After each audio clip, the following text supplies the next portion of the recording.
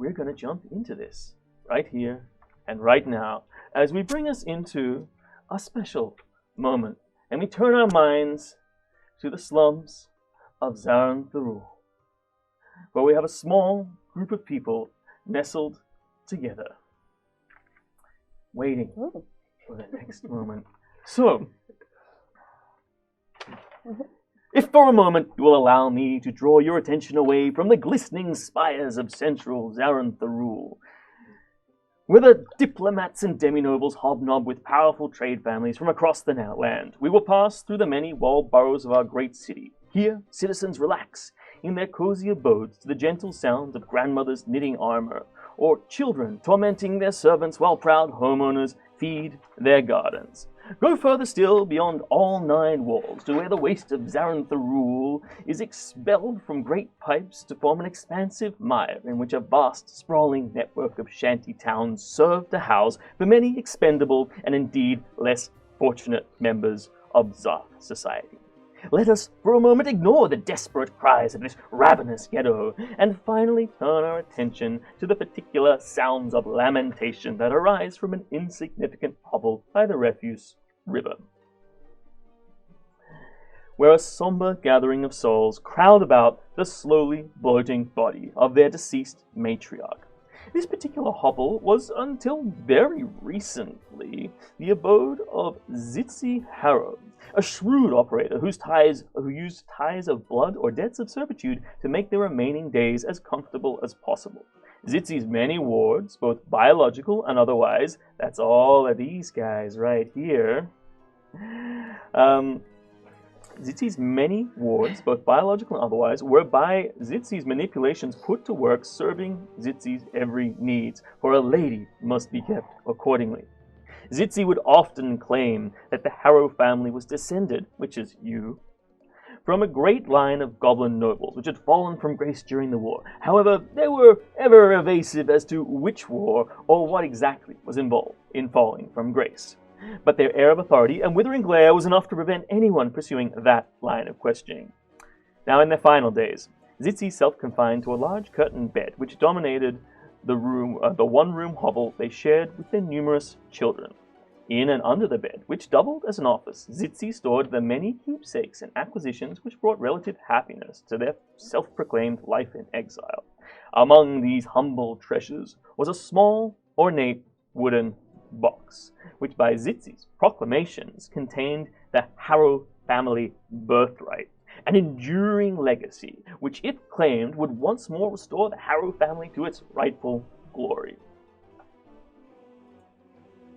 Most of the income generated for Zitzi was from her children, and for this reason most people thought that Zitzi's fortune amounted to little more than a shiny pile of baubles and rags. However, no one really knew for certain. And it was for this reason that all of the members of the family were gathered around the bloating corpse of Zitzi Harrow in the one-room hovel today, eyeing each other off and wondering who they could trust. And so, let's find that out. Goran, who is it here that you trust and why? You trust implicitly. I trust implicitly. Probably was. Because we both have a deference for sticky fingers and acquiring things, and we sometimes work together on these sorts of business. And Bola, who is it that you trust implicitly? Probably Wall, just because he tends to be the foil to me. I like to pick fights and get under people's skin, but he likes to calm everyone down, so I can see how he is a counterpart to me. Ah, very good. And Lars, who is it you trust implicitly and why? Probably Bolo, because they're big and strong and they can look after me. Get me out of tight, corners. It's very important, really very important. Wall? I absolutely trust Lilac, because even though she is one of Zitzi's actual children, having a bit of an imaginary friend sort of issue has set her apart from the rest of the family, a bit like I was, because I was adopted as a kid, mostly because Zitzi thought that I looked a lot like her favorite miniature fighting dog, Toy Kabul, that she had when a child and lost when her family was disgraced. So fluffy. And Zitzi, and Lilac. Who is it you trust and why? I trust all of you. You all are so great. I mean, like, there's like maybe one person I trust a bit more, but you guys like super close. We always have fun together. And that's the main thing. And as you all glance around and take in the environment and take stock of the situation, a goblin standing atop a smaller goblin in a very smart vest at the head of the corpse gives the final incantations for the funerary rite. They are a much older goblin and a member of the elite of Zarth society, known as a stepped mystic. They are regarded with a high amount of superstition, and one of the few people who can really guard and see off the dead in this particular situation. And so they give the funerary rites. Ah, humana, humana, humana, blah. Oh, give thee once more unto me from which the dark manner came. Oh, humana, humana, humana. Oh, with the wither, stick and bone. Ah, wither. Hey, humana, humana, humana. Oh, oh, the bow, stick the bomb, bow. And as the bar comes here, let us pass and once more consume into us the flesh that is ours through, and give on We have to. in the world It's only to once more give forth. Let the funerary feast How do you do it? commence. And with that, can everyone please roll initiative? Oh, man. Oh dear.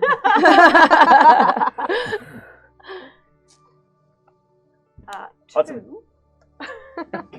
Good. I'm trying to figure out which things I should save for Ting. So I'm not getting straight in there yet. When you look Clearly. about the room, it are bits and pieces and odds and ends and hammocks and slings and beds built into everywhere. There are 9 other goblin siblings that you have, little younger goblins who haven't really developed personality yet, all eagerly looking onto the body, and as this is announced, you can tell they're about to jump at it.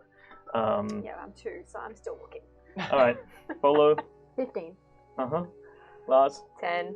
uh-huh, 12. uh-huh. 6. There's not going to be anything left for any of us. I know. I'm very excited, but I'm being pulled in 2 different directions, so. Yeah. Raise Polo, what do you do? But not fast ones. Overwhelmed paralysis. The people who are Wobbly. crowded around, I want to muscle my way through them and get to the body first. Oh my goodness. Is that true? Mhm. Oh, Yeah. yeah, they are. Alright, we're gonna do a switcheroo, guys. What happened? Actually, I Are can we do in the this wrong one. place? No, it's cool. We'll figure this out. Good. Don't worry. You're right. It's gonna happen. But I want to be shiny. You stay exactly where you are. We're all Only good. Lars and All right. Lilac. So, Can we You have some, are- fancy music? Bolo, what do you do? I push through the people and I want to get to the body first.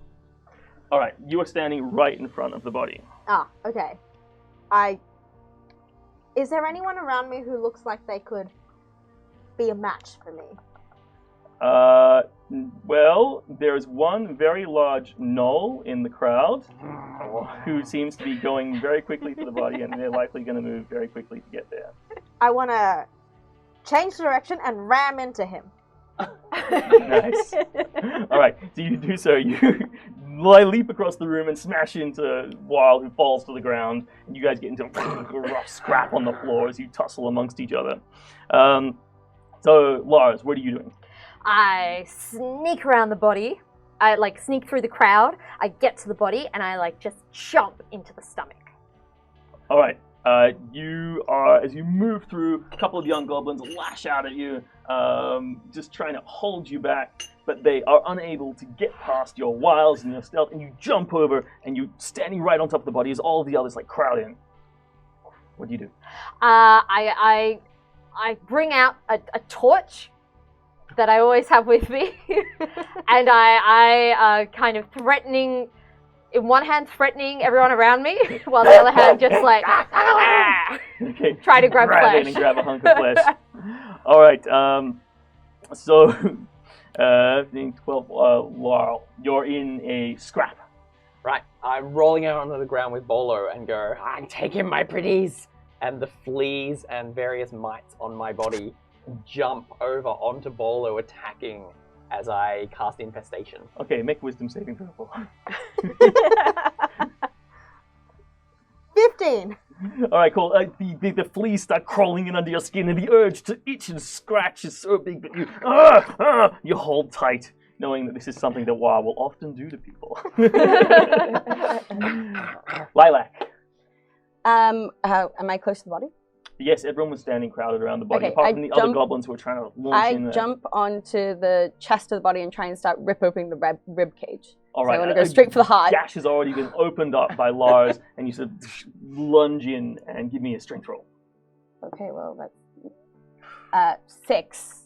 All right, you sort of stick the dagger in and start hacking into the body. You're making headway, and the ribs are starting to tear asunder slightly.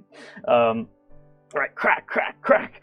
And finally, after contemplating this situation, Goran, what would you like to do? I'm gonna amble in and spoon out the eyes with my shiny spoon and make it delicate and very I don't want to mess up this look right now. So I'm just gonna take it easy and then maybe nibble the fingers and All right, so as you're doing that, 9 other young goblins dive into this corpse and start tearing at it apart, tearing through the delicate rags that Zitzi was wearing, once the prime, prim, upstanding member of the community that she is, now being torn apart and respectfully consumed, embraced once more into goblin society and passed on to the future generations, this the greatest gift that she can offer. She always wanted to go this way. Bolo, Yes. what are you doing?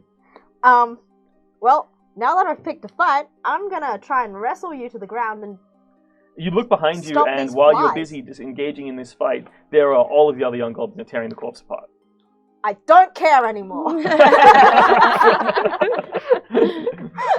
Your one-track mind sees you very, very well in this part. All right, well, make an attack roll then, I guess.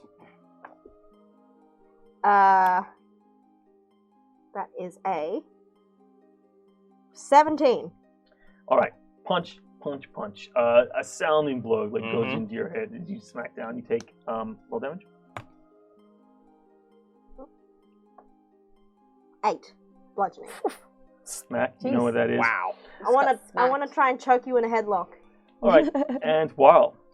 Right, as the hand is going into a headlock, I'm just gonna bite down on it. If I can't eat Mum, I'll eat you. Give me an attack roll as you lock onto the arm. 16. Okay, successful attack. You're going to go into a grapple. Absolutely. Lockjaw activates, and the dog spirit is held in place as you guys continue to rustle around the floor. Roll damage, of course.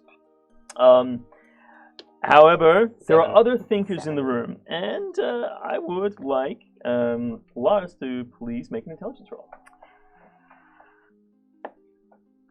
Natural 20. All right, you stand above the body, and as Lilac sort of separates, finally cracks through the rib cage, and you see access to the organs, you can take a quick sleight of hand check to.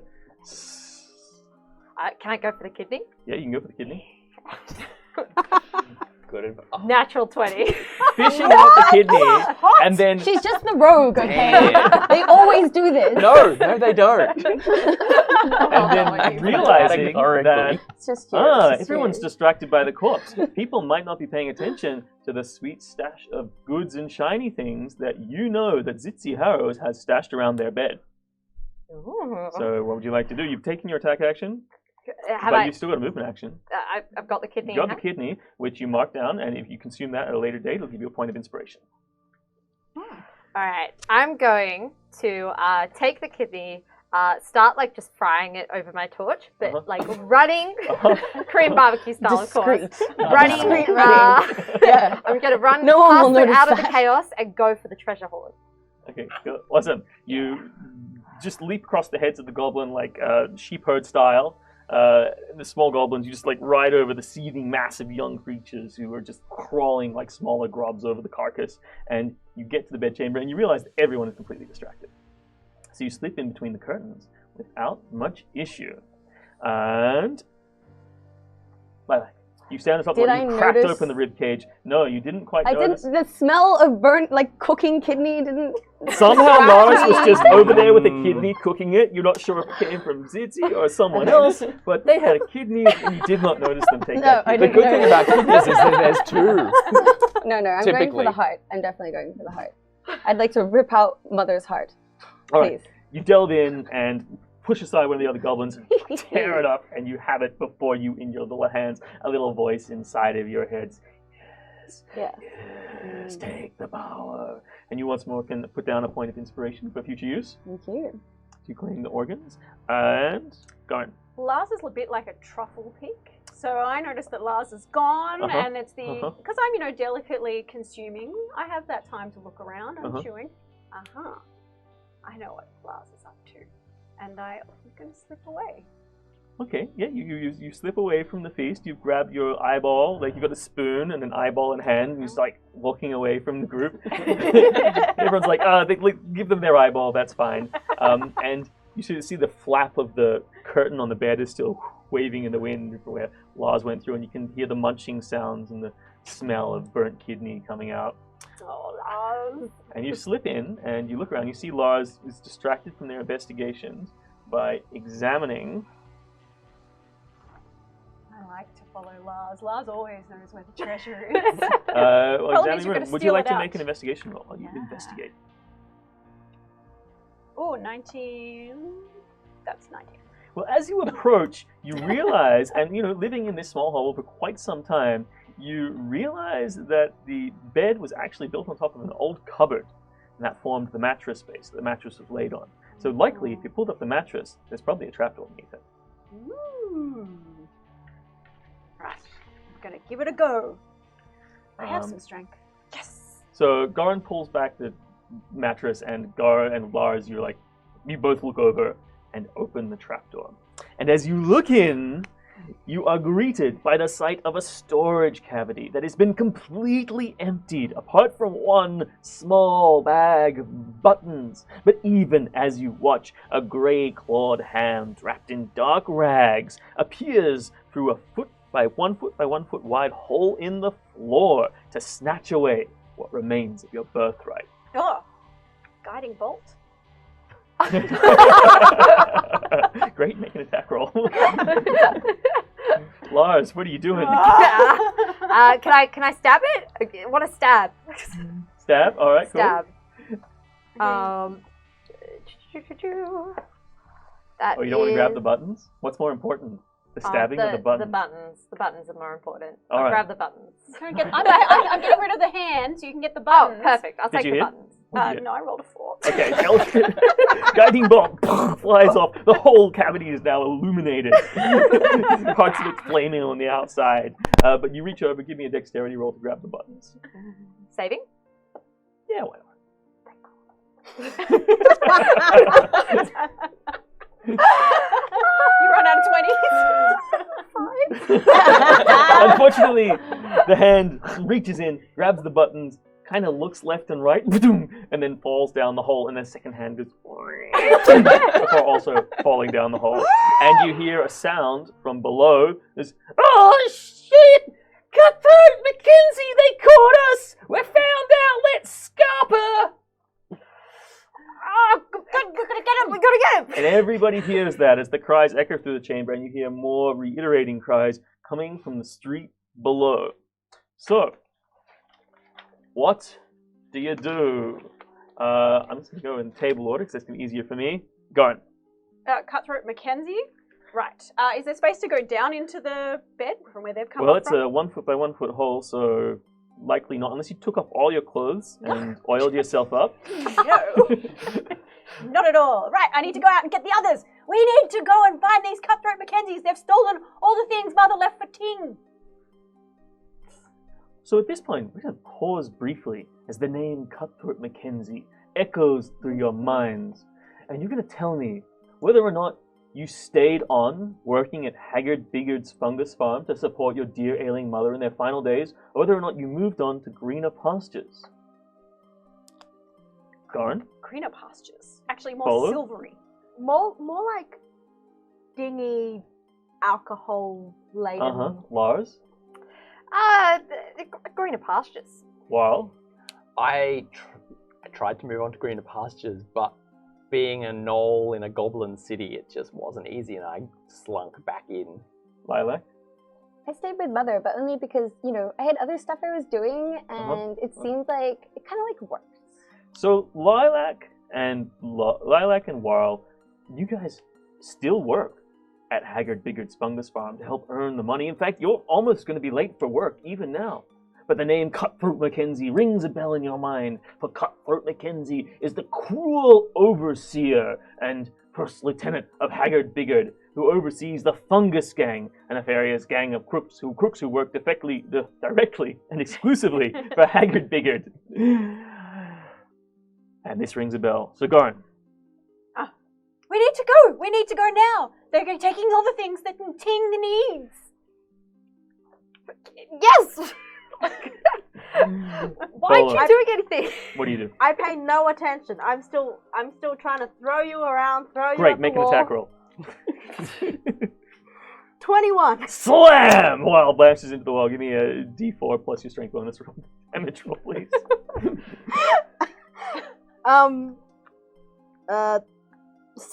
8. Alright, you take 8 more points of damage. You were thrown across the room and slammed into the wall. You go into the corner of the bed, four-posted bed, which cracks and breaks under your weight. I laugh maniacally. Lars, what do you do? I am going to. I'm gonna go. I'm gonna try to grab Bolo because they're my trusted pal. Yep. And try to just run out the door. All right, cool.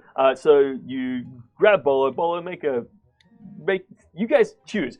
Lars comes up to you and grabs you by the shirt and he's like, "Come with me. Someone's stealing our stuff." What do you do?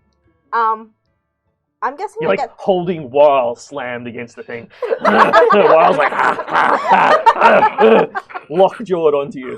I divert my attention and I'm like, "What do you need? What's going on? I'm having fun right now." Wait, they've got Mum's things. We gotta go. Heck, Mum's things. No. Okay, I just leave Bolo and run. Awesome. You run. Wow. I speak around Bolo's for him. But without Mum's birthright, we're stuck in this slum forever. Sorry, what was that? But without Mum's birthright, we're stuck in this slum forever. Give me a pat and calm down. And do you then make haste? I try and get out of this grip and scurry towards the window if I can. All right, cool. Yeah, the window, which is wide open, you sort of look out and check out and you look left and right, and even on the breeze you can smell the distinctive odors of the poisonous fungus that grow at the fungus farm. And you look down to the street and you see a group of goblins rushing up an alley. And in fact, we'll find ourselves here. As you find yourselves in this location, and you can see, yes, you're so shiny, shiniest of Ting's people. So, as you find yourselves on the street, you're in the apartment, and you are looking out onto. You look out a window which is to your. Just over here, and you sort of look out, and you can see down the street there is a goblin who has just come out of the window. And he's on the balcony, standing on the level below you, and he's been tossing something to a bunch of other goblins who are sitting there, along with a guy who you recognize. That's right, it's Cutthroat Mackenzie. Ooh, oh, well, or it would be Cutthroat Mackenzie. There he is. Look at that guy. Oh my god, he's got 4 swords. He's very well equipped. And the teeth too. I mean, it's a dangerous business. Yeah. And the worst thing is the bad attitude. Yeah. But you guys stand atop on the utmost buildings of Golmoth Sporting Cluster, which is this building right here, and you're making your decisions. While you've looked out the window and you can see these guys here, and you rush down the stairs and come out the side here, and I call Lars, after him. I won though. and also, Goran, you have made your way down the Yeah, stairs. I'm rattling my mace against my helmet like a gong to kind of draw everyone behind me. But Lilac, what are you doing? Oh, me? Hmm? I assumed. Oh, well, I was going to. Okay. I'm like, oh no, it's my turn. Yes, so Lilac was eating a heart, right? I was like, are we on the street? Am I still in the room? I am still in the room, I people are just leaving. assume. You look around the room, Okay. you see Weil looking out the window, you see Bolo deciding whether or not they're even going to go downstairs and shouting insults at other people. Okay, but well, everyone else so is- Lilac's just finished eating this bloody heart, and Yeah. she's got blood all over her lips, and she just looks at Bolo and says, maybe it will be fun, and uses the more charming parts of her personality to, like, grab his hand and be like, and run towards the street. All right, and you jump down into the street as well. All right, Goran, you're leading the charge. You can hear the little pitter-patter of footprints running away from the building. And in fact, immediately around the corner, you can hear one of the goblins trying to desperately climb down the side of the roof.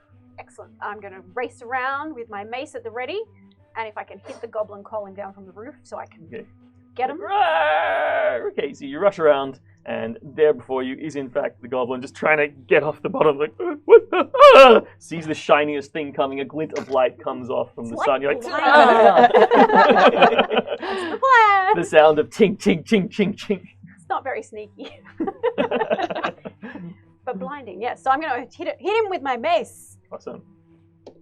18 plus 3. Woo, 21. Look at my math. You slap him hard, he falls to the ground, slipping off the wall, and sort of comes on his bum a bit hard. It's like, oh! Bolo, what do you do? You're still in the top, you're about to turn, you're going to go down the stairs, out the window, smash through the floor, I don't know. Can I look towards this? Like, there's a window, so can I look down and see? I see him screaming in pain, so I am going to try and jump onto him from where I am. Okay, so you climb out the large window where Wild's looking out and run across the rooftop, and then leap down. Just give me an athletics roll, please. 12. Awesome.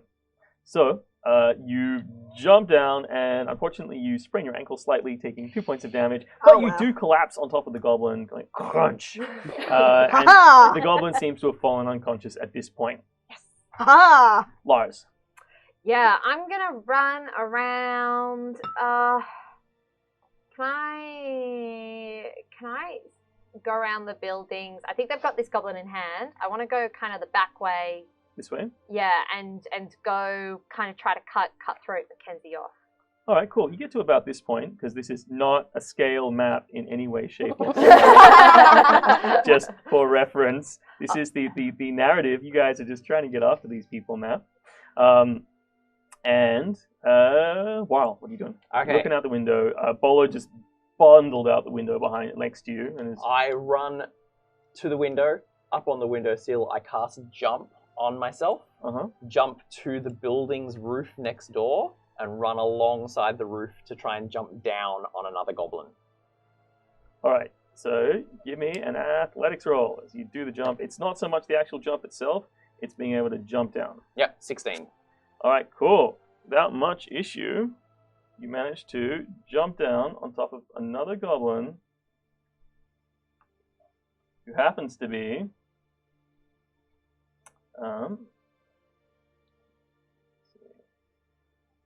right there.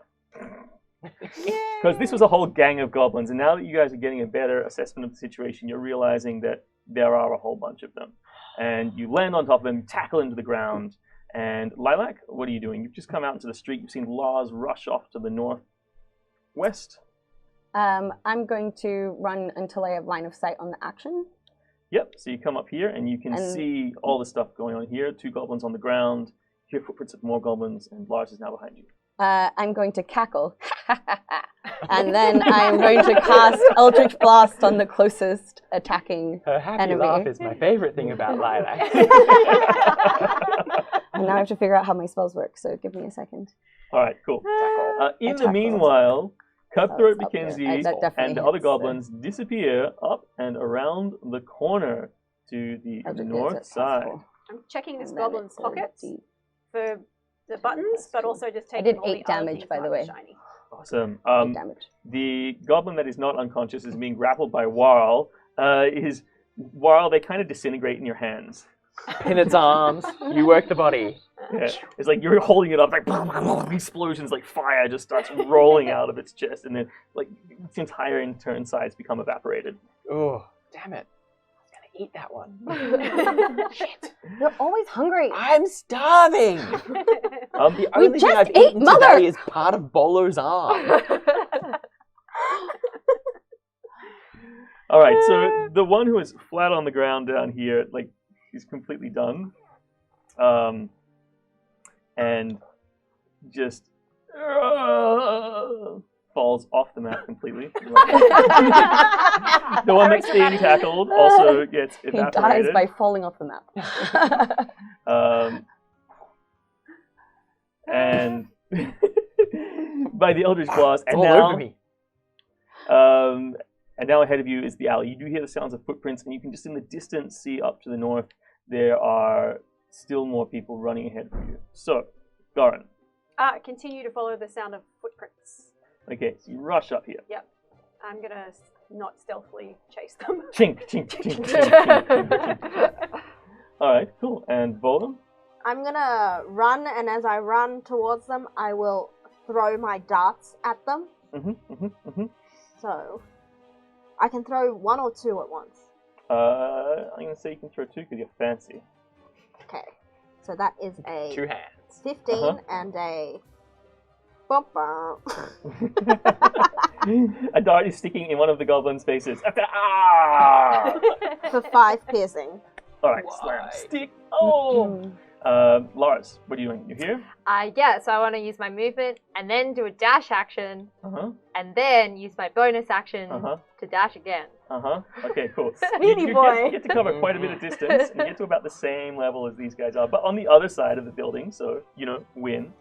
Trying to get your exercise in today? Is that the plan? All right, Warl.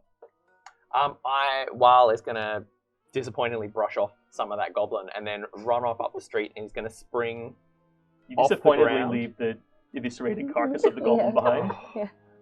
Was there any carcass left? Yeah, it was just Fantastic. gutted from like I'll- the inside. I'll keep an arm and gnaw on that as I jump, rebound off one building and up to the roof of the other building to try and nice.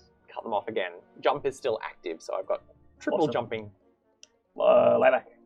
How far away from me are they? They are quite far, so like 200 feet. No, wow. It's like a forever. mile in slum That's distance. forever away from me. They are forever away from you. Okay, dang. Okay, well, I'm gonna sprint to try and get as close as Okay, I can to There's them. like 40 families between us and them. I mean, yeah, that's what we're talking about. All right, so you rush up, and you guys all get to within distance of these guys here, who stand behind and look a little bit uneasy about facing y'all down.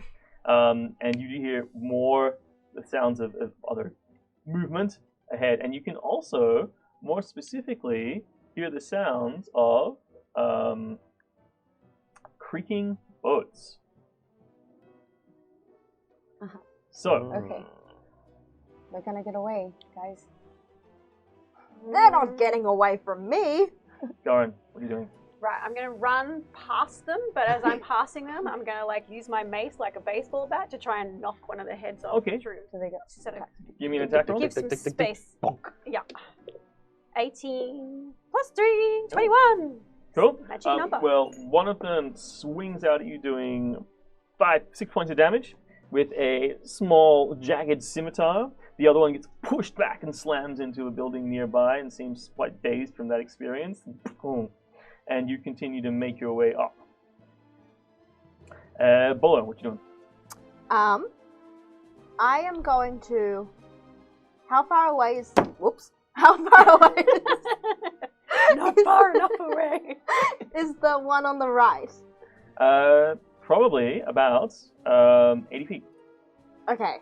I am going to run ahead some more and throw another 2 darts, yelling, "Ah! You're not getting away!" That is a 21 and a 17. All right. Slam, slam. The one who just got slammed in the head by Goran's mace now takes a third dart into its other eyeball and is now like, my eyes! Floundering around, sightless at the moment. Delicious eyes. Lars, It's what are you okay, doing? you can still eat them. I'm gonna use first my movement to get, like, I don't want to get into this prey. I just want to keep going around. Okay, zoom up to the top. Yeah. Can I see anything? Okay, as you look around the corner, you see 120 feet away from you right now, at the end of a pier, there is Cutthroat Mackenzie and some other members of the Fungus Gang on a boat, ready to go. And they have already pushed off away from the harbor, and you can see that in the boat there are piles of shiny baubles that you Shiny recognize things. as things that once belonged to your dear departed Shiny mother. things. May her aftertaste They're my resonate favorite with you forever. They're I 120 feet away. At this point, yes. Oh no. If only I were there. And could All right, I'm going to, you know what, last ditch effort, dash for my action, dash for my bonus action. It only gets me 60 feet, but Okay. You're close enough to gesture. You rush, I feel really bad rushing about down it. the pier as fast as your little legs can carry you. Throw the fish. All right. What is oh, the my fish? precious fish. It's a Zarth snapper. It's one of the fish that can manage to survive in the Refuse River that basically carries all the waste away from central Zaran Thurul, and they're known for their incredible fragrance and deliciousness. This is a particularly large one that may or may not be in the possession of Lars at this point in time, depending on how hungry they are or whether or not they've sold it. So this isn't a pet, it's food. Well, it can be both. or food or profit, either way. Short-term pet, very much. While. I'm gonna get to the peak of the roof and look Boom, boom, boom. over And you can see the same thing. and see you the boat, and I yell down, "Lilac! They're getting away in a boat! Lilac. What are we going to do?" I'm gonna gesture by shooting some firebolts in that direction as a signal. One firebolt hits the back of the boat, but there are about 8 goblins on the boat besides Cutthroat Mackenzie, frantically trying to get the thing going. The name of the boat, the SS Good Time, gets burned and becomes the SS Good Tim. And Lilac, you can't quite get to around the corner at I this don't point. think that I'm going to be able to get in.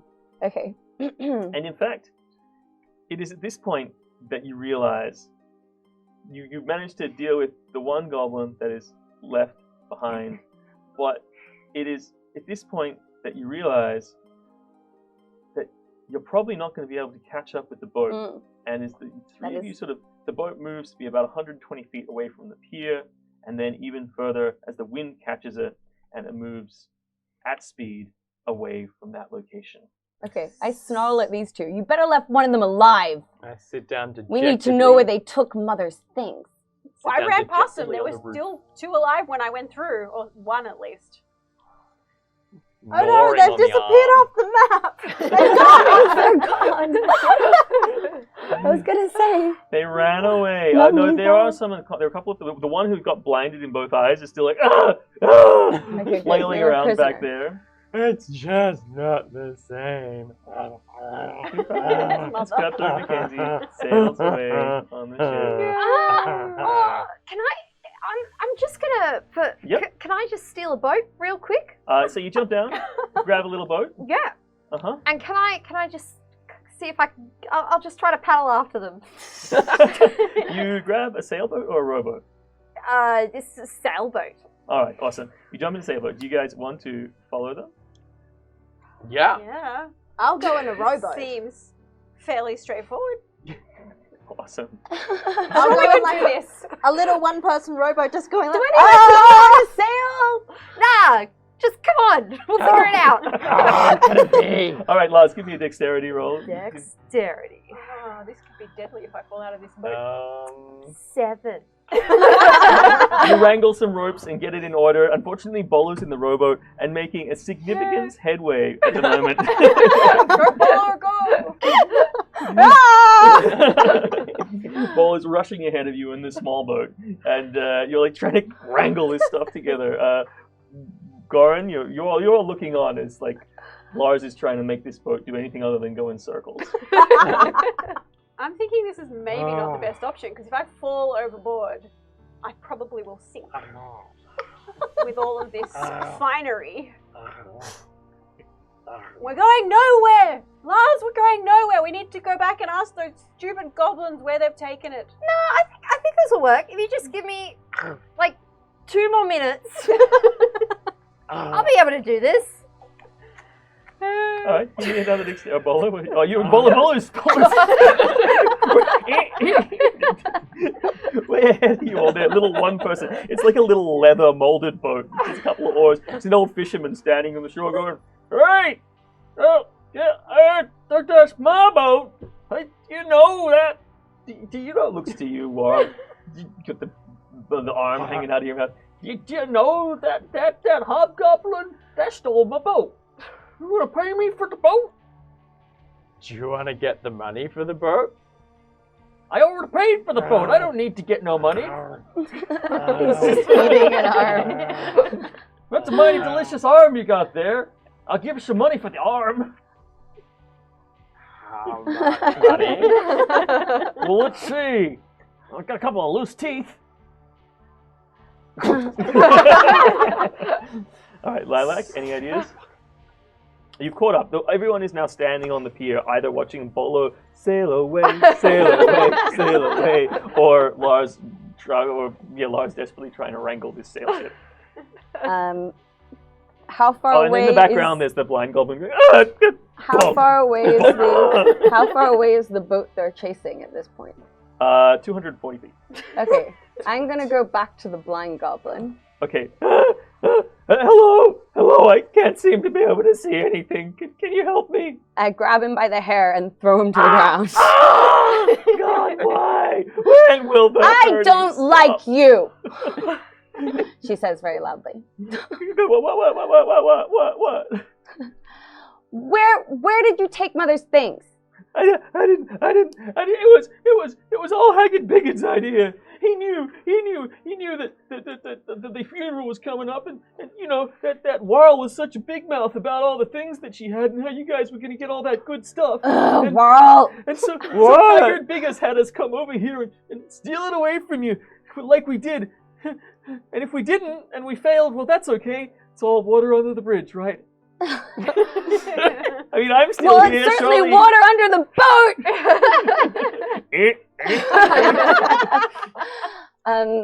Do I recognize the name of who did he mention? Haggard Bigard is the person who runs Haggard the fungus farm. And it is a large fungus farm, and you've worked there. All of you have spent time working at the fungus farm in the past. Not enough shiny things at the fungus farm. So, where is the fungus farm, and do we know, like, how much property you own? Somewhere might store. I've still got my employee ID. You sure do. Y'all, I think I might find out where it is. If y'all just want to come back here. But I'm almost there. You know what? Bolo is almost there. It's just up the river. They're probably taking it to Haggard Bigot's farm, because that was Cutthroat Mackenzie. He's the a-hole that runs the place. We should definitely go there then. Yeah. Can we walk there? Do we have to go by boat? Are you still spinning around? You realize give me a perception roll, please, Garin, Wal, and Lilac. Wow, 18 is the Bolo, magic you're way number. ahead of them. 20. You think you might even be catching up. Give me a strength roll. We've been holding you back all this time. Saving or normal? Say normal. Yeah, Normal? Bolo could probably 12. make some money Okay. as a gondolier. Yeah, well, maybe catching up, maybe not. His I mean, a personality little wasn't from column so A, a little from terrible. column B. If you weren't gonna. Perception 20. You Always realize capsize the that boat at the one point. tether for the boat is still tied to the Oh. pier. Lars, you're not going to go very far. This is still tied on. Is that important?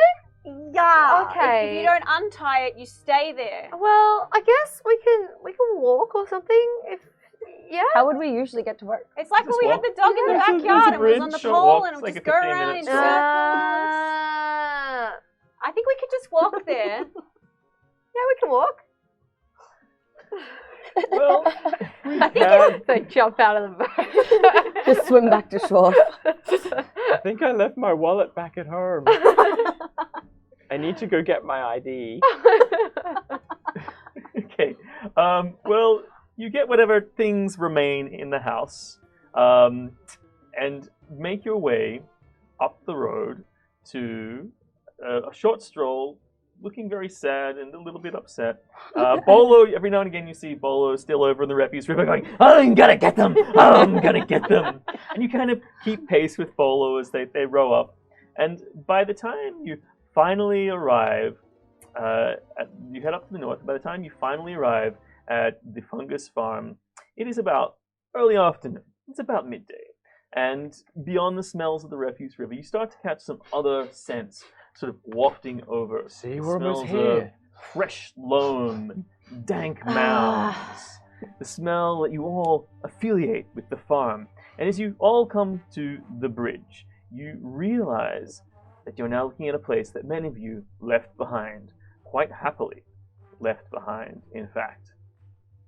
And you look upon the fungus farm. Before you lies an all too familiar compound, a place where you toiled for years beneath the watchful eye of cruel overseers, laboring to harvest the sometimes edible, often deadly fruits of this dank field. It was at your mother's behest that you first came to work at Haggard Bigard's farm. You engaged in a simple pay-for-labor arrangement where the payment went directly from Haggard to your mother, and the labor was provided by your strong, young backs. Here you fell into a daily routine of harvesting fresh bloom knee-deep in the mound, stirring nauseating pots of toxic brew, or tending to the growth of viscous, bitey larvae. You will forever carry the scars of this place. Twisted spines, calloused hands, burns, lashes, and in your minds the screams of your weaker, less fortunate siblings who withered here and died.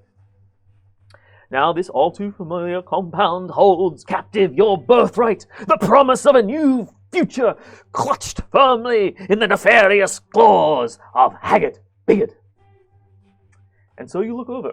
This is a place that you know very well. You're familiar with the factory on the far east side, a place full of all of these toxic vats and brews which are used to generate the noxious poisons and products and edible goods and wines that have been sold on to the general population. You know that Haggard Bigard themselves lives in an octagonal hut near the center of the compound by a gate. And you know that Cutthroat Mackenzie roams in the compound with various other fungus gang members, making the most of the situation. In particular, Weil and Lilac, you're familiar with the antics of Doc Skolok, who's recently taken over the operations of a research facility in the factory where they brew a highly toxic form of the psychedelic fungus that grows in the mound. Sounds like fun. Now, in It's particular, fun for a bit. both Weil and Haggard Bigard, both Weil and Lilac, you're familiar with two secret entrances. While you know of a secret entrance, just a hole in the wall that's a little bit easy to get through, just down to the southeast, marked as number 10 on this map. And Lilac, you're familiar with one that leads in behind the factory, marked as number 8 on this map. Both little holes in the walls where rocks are loose, where various workers and people who go about their day-to-day business will smuggle goods for their own private use. So, the afternoon is yours. Weil and Lilac, you're running late for work. Ah, jeez. I haven't been here for We years. gotta It get took in me there. hours to Quick, get the rust Lilac! off everything whenever I worked here. We'll never hear the end of it. So, how are we getting in? You two? Oh, well, like, there's a hole in the back fence. I can show you. Yeah, sounds But good. only if we go really quickly because I have to get to Run, run, run. Every minute comes out of our pay and I have not been paid Yeah, for hurry years. up. I think I owe them money at this stage. So Lilac and Warl, you guys run off to the front entrance where you're greeted by Charlie the ogre, who stands there and looks over a furrowed brow and stares at a stick that he has sticking perpendicular up from his wrist. It casts a stern shadow over one of his moles and says, "Oh, are you running a little bit late, don't you think?" It's been a rough day. Oh, commiserations on your mum, but that's no excuse. No, I know it's no excuse. Now but Haggard can Bigot's got a business to run. We wouldn't want It to... was just that she was really yummy, you know? I'm Oh, sure you yes. understand. Was she? You understand. Well, very well. I hope you got a good feast out of it. I sure wish I was there. It's been a long time since I've been able to chow down on some older goblin. They all die so young around here. They just get better with age, you know. Well, Mum was the tastiest. Anyway, we gotta get to work. See ya! Bye, Charlie. Right. So they didn't want to show us where this hole is? We're just going to have to walk around until we find it. Ah, we'll find it. Okay. Don't worry about it. I telepathically remind Lost where the hole is. Remember, I told you it's round the back behind the factory. Oh, yeah. We'll find it. Yeah, every few feet I just kind of whack my mace into the wall. Kind of What see kind if of it's wall loose. is it? It is a 4-foot-high earthen and stone wall that is topped by a set of brambles. Now, these brambles are thick, black, and nasty, and you know that they are designed to dissuade even the most tenacious goblin from getting over that fence. If we can't find the hole, we can make a hole. Let's find the hole first. I reckon we can. I'm going to sneak down to the workers' sheds down the bottom and try and avoid... Cutthroat Mackenzie has it out for me. Look, Cutthroat Mackenzie is going to be suspicious of you two, but he is expecting you at work, and as is the law in Goblin Society, what's mine is mine. So legally, all's fair and fair and fair. So if they've stole the things, it's now yours, unless you can manage to take it back. They don't really mind you being around. But you guys come in and you head towards the workers' shack, Lilac. Which direction are you going in? Do I have an allocated task, or am I just... You can. So normally, well, you tell me. Would you guys tasked to work at the fungus farm on the mound, usually, which is denoted by the large circular structure to the west? Or do you work in the factory? I mean, you go between both places, but you tell me where you are at the moment. I say I go in the factory. All right, awesome. Expecting my friends to be coming through the back way. While is more manual labor, being slightly bigger and stronger than the average goblin, and a bit furrier. And not so smart. Typically, Cutthroat being a total douchebag will get him to work on the mound, where most of the refuse can stick to his fur. Awesome. He's an a-hole. All right, so you go up, and as you approach, you see the slick eyes of Cutthroat Mackenzie with a big smug look on his face as he stares down at you. Now, as you're walking through the farm, both of you pick up various chortle that's going on in the background. There are lots of workers sitting around, and in the background you hear things like, "Oh, Haggard Bigot struck it big. I always knew they was destined for greatness. Last night in the slums for Haggard Bigot. Whoa! Yeah, did you hear? Haggard Bigot swindled some poor gribbly out of their inheritance and the deed to a fancy house in the suburbs. I hate to be those guys. But they're planning one mother of a blowout tonight." So this kind of chatter is going on, and indeed everyone seems to be quite excited. The rumors are going around, and even through the fence you can hear people talking about this, guys, as you go around to the back of the fungus farm. And it seems like everyone's getting ready for a party, to which apparently even the workers are invited, because in the morning, Haggard Bigot is leaving to gain their inheritance, which is a house in the suburbs. Mm. I'm going to shift my shifty eyes around and see if I can see anything that resembles any of Mother's shinies. Where do they end up? Is Cutthroat, has he offloaded them? As you are Is he going wearing here- a giant gold clock that he doesn't normally wear? Something along those lines, yes. There is a distinctive button necklace that your mother used to sport that is now hanging about his neck, with a particularly large button in gold. Oh, god damn it, Around the that center. looks good. Shit. It's like, yeah, you like my necklace, don't you? I like it too. Oh. Suits me, doesn't it? Oh, it does! Yeah, well, you're late, so get to work. I expect double grubbins from you today. Yes, sir. I'll trudge off to the mound. You join a gang of other workers who give you commiserations, consolidations, and congratulations all at the same time. And you start working on a particularly fruity patch of uglu fungus. Alright, so back to the corner. You guys are so scouting subtly. around the outside. Dunk. And give me a perception or investigation roll as you sort of like look around the outside of this wall to try and find the secret hole. Good lord. 10. Natural 20. Yeah, you're like, it's around here somewhere. Look, there it is, right there. As you knock a brick aside, and a bunch of rubble just crumbles out of the way, and you see there's a hole just big enough for a goblin to sneak through, and with a little bit of wriggling, also a hobgoblin. We should go first. We don't want you to block the hole. Fine. It's tough being a hobgoblin in a goblin's world. All right. I'll go first, all sneaky like. All right, awesome. You slide on in, and you manage to make your way through the hole without an issue. You're just at where the mound comes sliding down and meets up with the fence. You look around, there's lots of little growths around you. You see some white lump fungus, some yellow leaf going around.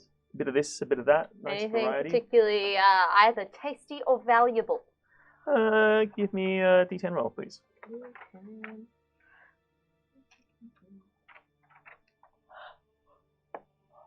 8. Yeah, you look around, and apart from the delicious-looking crunch, which is always salty and tasty, you spy an outcropping of uglu around, which is the very shiny, yellow-topped, purple-colored psychedelic fungus that is not always amazing, can cause interesting effects, but also can be distilled into a very potent paralysis potion. I'll take both, if that's cool. Yeah, you get like 3 doses of each in your little hands, pop them in your pockets. I'm going to slide on through Mhm. and then go back up quickly and dust myself off as much as possible. Also slide in, and then wriggling behind you. And then Bolo also comes in. Now, I'd like you all to make stealth rolls so you sneak in, because you notice that there is a guard tower in the central area, which is currently occupied by 3 goblins, but they are all quite distracted by the gossip, and they're talking amongst each other feverishly about the party and the arrangements. You have advantage on this roll because everyone is quite distracted. 12. 10. With advantage? 22. All right. Well, good thing Mars It's a increases rogue. your average. Now you're all able to move with relative ease Got an advantage. through the. All of you hide behind the tiny form of Lars and his giant fish. I'm providing like a halo Hold of the light. fish up like it's going through the, like, diving through the fungus. And which direction would you guys like to head in your stealth? You Closest kind of got the building, advantage right? of the roll of the mounds and the light of shadows that are coming in down. at the Yeah, bottom here. almost like behind that building. Yeah, Like we up need to some here? cover. Yeah. All right, cool. So you managed to make your way around so that you're now situating yourself behind the workers' habitat. And again, you can hear the environment. You can hear people chortling in there, and you say, "Oh, I hear they're over in Haggard. A lot of the Fungus Gang members are over in Haggard Biggard's hut right now. They're planning to go shopping and get all kinds of great things for the party. They're going to get a whole plains lizard to roast." Haggard Biggard's hut. Where was Haggard Biggard's hut? You all know that it is up to the northern side of the map. It is where Haggard Biggard is depicted. So, for reference, Haggard Biggard is this guy. He is big. Now he's big. He's really hanging. big. Can't believe we didn't notice him before. But yes, Haggard Biggard is there. That is their hut. It is a wooden gazebo with 8 sides, a tiled roof, and it has curtains around the outside. You all know that it has 2 runs of curtains that form a central chamber in which Haggard Biggard sleeps. And those curtains, they're quite heavy, but they're also adorned with bells to try and stop people from sneaking in. But I bet you they're Little shiny. iron bells. No, they're dull iron bells, Oh. but they make a tinkle. Ooh, that's nice. Are those drapes very flammable? They are oil drapes, and they could definitely be set on fire. They have a bit of protection. You'd have to put a concerted effort, but once they are going, they would start to burn up. They are designed as a housing. People don't always design their things from entirely flammable things, but they are oiled canvas, so once they get going, they will go. Where's Lilac? Where's Wild? Can you see them? You can look around. You guys can easily see Wild because they are one of the larger creatures in this fungus farm. They're sort of moving around and just working. And at a certain point, Wild will go to the bathroom and not come back. Okay, so you just walk down there? Yep, Okay. and then You turn around and take a pee. Go there? and then just sneak off the mound. No. They have designated pots to pee in because the ammonia trade is actually quite a big business in Zarth. So they have all their ammonia pots just kept out the back of the factory. I was going to say, because sometimes it can be good for the growth of things. Yeah, and they choose how they use it. But sometimes they'll just sell it off to the farmers. That and filling pinatas with it. And filling pinatas, a great thing for everybody, a really. Pinata. Mm-hmm. Okay. So you head down and you find yourself in the central area. You guys see him coming along, of course. Lilac, what are you doing while all this is going on? I believe I was making my way into the factory. Yes. So you stroll inside. And the character that's pretty good there, can you remind me who that is? That is Doc Skolok, who has recently been hired on board in the last 6 months to help refine and perfect aspects of the operation. Now, as you stroll into the factory, we're going to go black for just a little minute. Dun, dun, Dun, dun. dun, dun, dun, dun. Night falls. That's where he's setting up a pea pinata for us all. No. It's the greatest gift that you don't want to be there when it's received. How's your angel and devil going there, Lars? Been quiet for a bit, but they've not necessarily been. They haven't been the worst. Haven't been the most helpful. Just as a reminder to everybody who may have just joined us in chat, you can type in Lars all caps, and then after that make suggestions for what Lars may or may not want to do in the game. It is entirely optional. Lilac, you find yourself standing outside the factory, and you come into what is a reasonably familiar space for you. You've been in here before. It is full of bubbling vats and containers.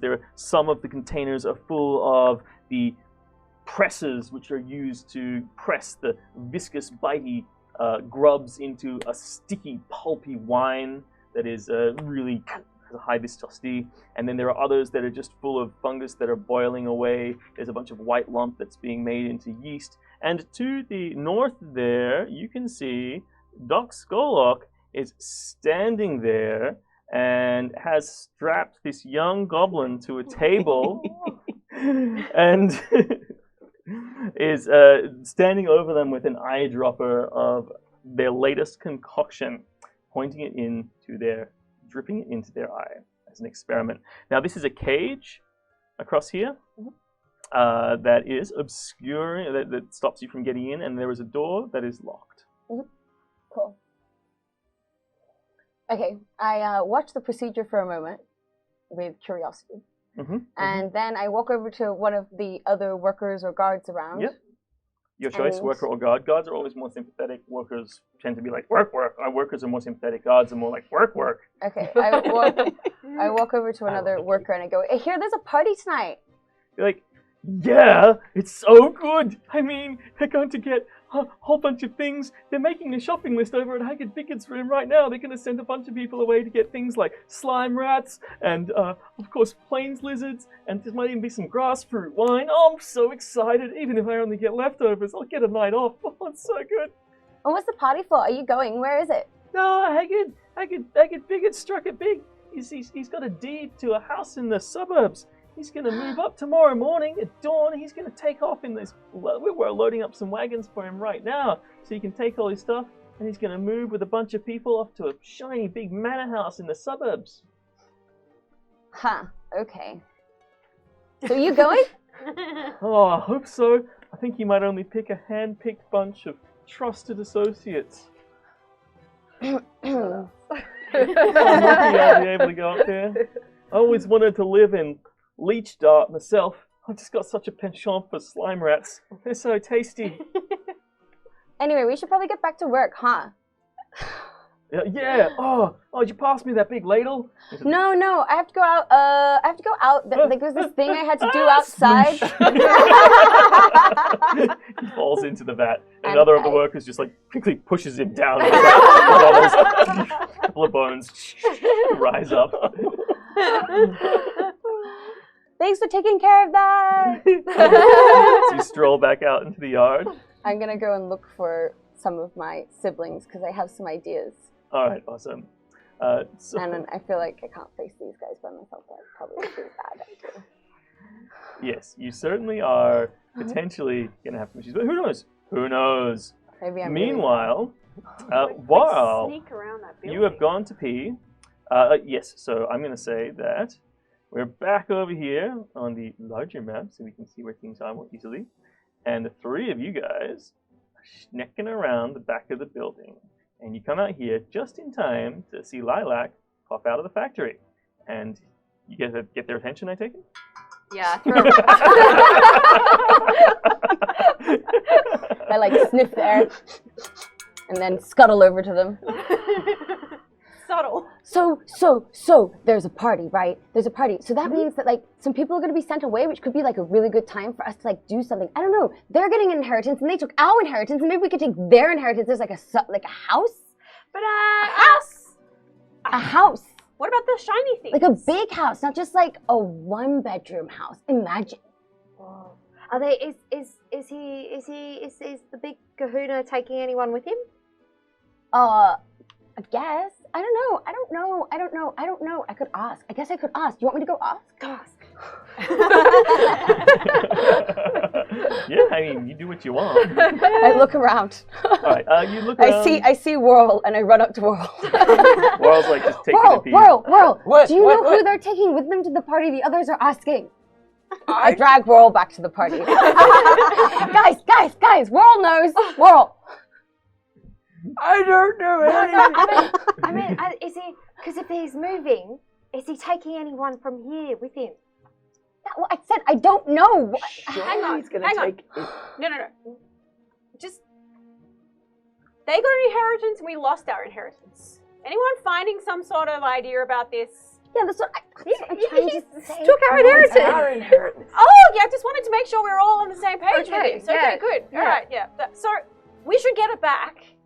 And we don't want them to move before we get it back. I don't want to work for him. No. Don't get it back. Let's just say theoretically. It's too hard, and we've got so much good life here. Well, So much good life. Our lives are terrible. You left here. I have to work on the mound. Look at my fur. I can smell you I already. lick myself clean The patches of mange every showing. night. Even my fleas are dying. I'm just saying, maybe we could more leech on to something rather than steal it back. You Well, know? maybe instead of leech on, we latch onto something. We eat Haggard Biggard and take his inheritance. It will become our inheritance again. Where do you think he could hide it? I could We break could in eat and him. steal it. Yeah.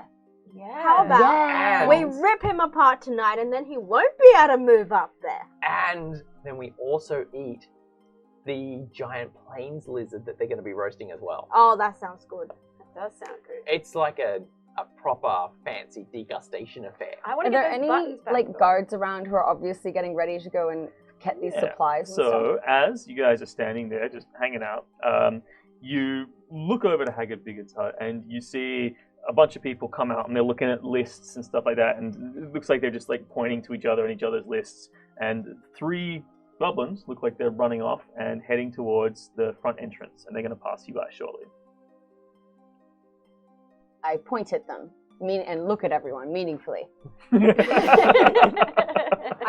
I go and get them. Do I have to use my telepathy, guys? I go up to the guard. Okay. Yeah. Okay, so you rush up to them. Yeah. You're like, who the hell are you? I What the am. hell are you doing here? I'm one of the trusted associates of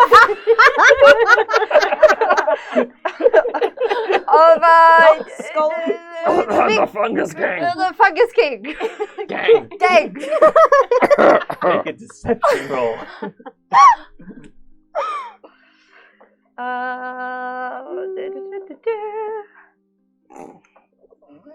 Five. No, you're not. You're one of the kids. Yes. Zitzi Harrow. All right, so I'm you're not- here to steal back what we rightfully stole. We're gonna No, get you. I'm not. Okay, so not trusted yet. Oh my god! But Rah, look I- out! He's running for the alley. Chase him! I'm not trusted yet. But if I tell you where my siblings are hiding right now, could I be trusted? What? Your siblings are hiding? Yeah. Make a persuasion roll.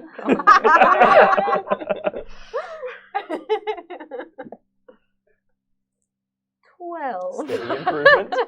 Throwing us under a bus.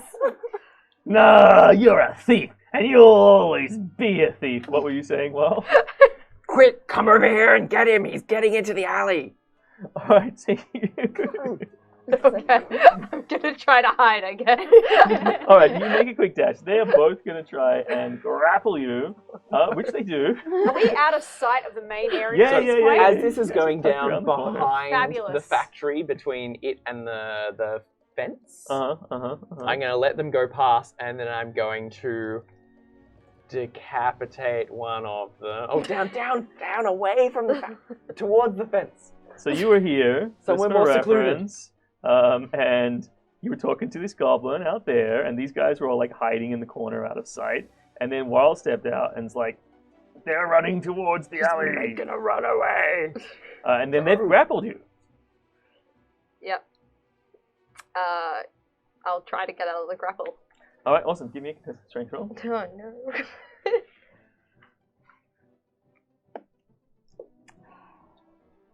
7. Unfortunately, equal is not enough. So even though there are two goblins, they are still holding you down.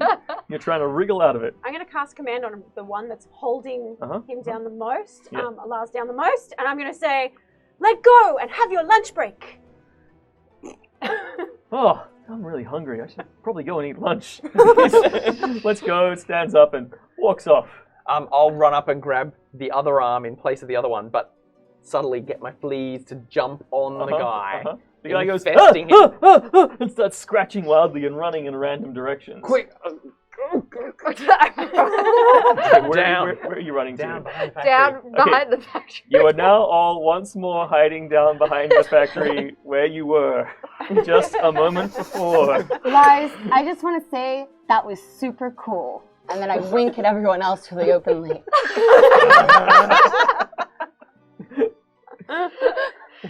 Thanks. I love you guys, and I would never sell you out. Oh, love. Such a happy child. We know. I give Lars a really strong pat on the back that sends him flying. Okay. Right. Can we? Are the goblins leaving? Maybe we should trail them. So Where the they three go. goblins are leaving. Well, one has obviously gone to catch their to have their lunch break, but I would like you to make a luck roll. Actually, your secret friend, your secret friend whispers in your ear, is like, "Look on the ground. Someone seems to have dropped something." Lilac looks distant for a moment, and then she starts giggling. She's like, "Guys, I think I might have found something on the ground, maybe, but maybe in the future I found something on the ground. Let's see what happens." And you can catch sight of a little flitty yellow piece of paper. Just I in the mud. pick up the piece of paper. It appears to be a shopping list. What's your intelligence? This is an excellent question. It is 13. Oh, you can actually read it. I it read says, the list, and I look at everyone as I read it aloud. Remember, guys. Skills I have. 3 large bottles of grass fruit wine and 1 and 7 skewers of crunch rat. Mm. That's all. It looks like this is what they were meant to get, so we can probably figure out where they were going. Also, are there many guards left on the compound? Like, can I see All in vaguely? all, there are 20 guards in the compound, but And they're only in 3 of various them- places. They're and like 3 of them are sitting. Yeah, 3 of them have gone off to go and do their things. 2 of them you didn't. Well, one of them stops like scratching wildly and is now kind of looking around for you, but then looks at their piece of paper and realizes they're running late and then scuttles out. And the other one who didn't get distracted has already left. Okay, cool. Yeah, this looks like a shopping list. This must be where they're going. They must be getting these things. These things. Hello, These things. Do we pretend to For the thing? be helping with the party? Maybe we have the things, or we know where they're going for the things. One or the other. But we might already it- have the things and then be delivering the things to a room or a house or a building. And Is- then we can eat him. We need a box that's big enough for one of us to fit in, and then one of us gets in the box, and then we deliver the box with one person in it to the building where the party's going to be, and we already have someone inside. I'm into it, but can the box be shaped like a horse? Would my mending work? I can mold earth. We can do this. Sure, I can do that. Okay, yeah. Yeah, I'm happy to be in a box, or not be in a box, deliver a box. Who's the best at eating? Me? Me. A vicious showdown ensues. What do I need to eat? Who's box the best first? at pulling people apart?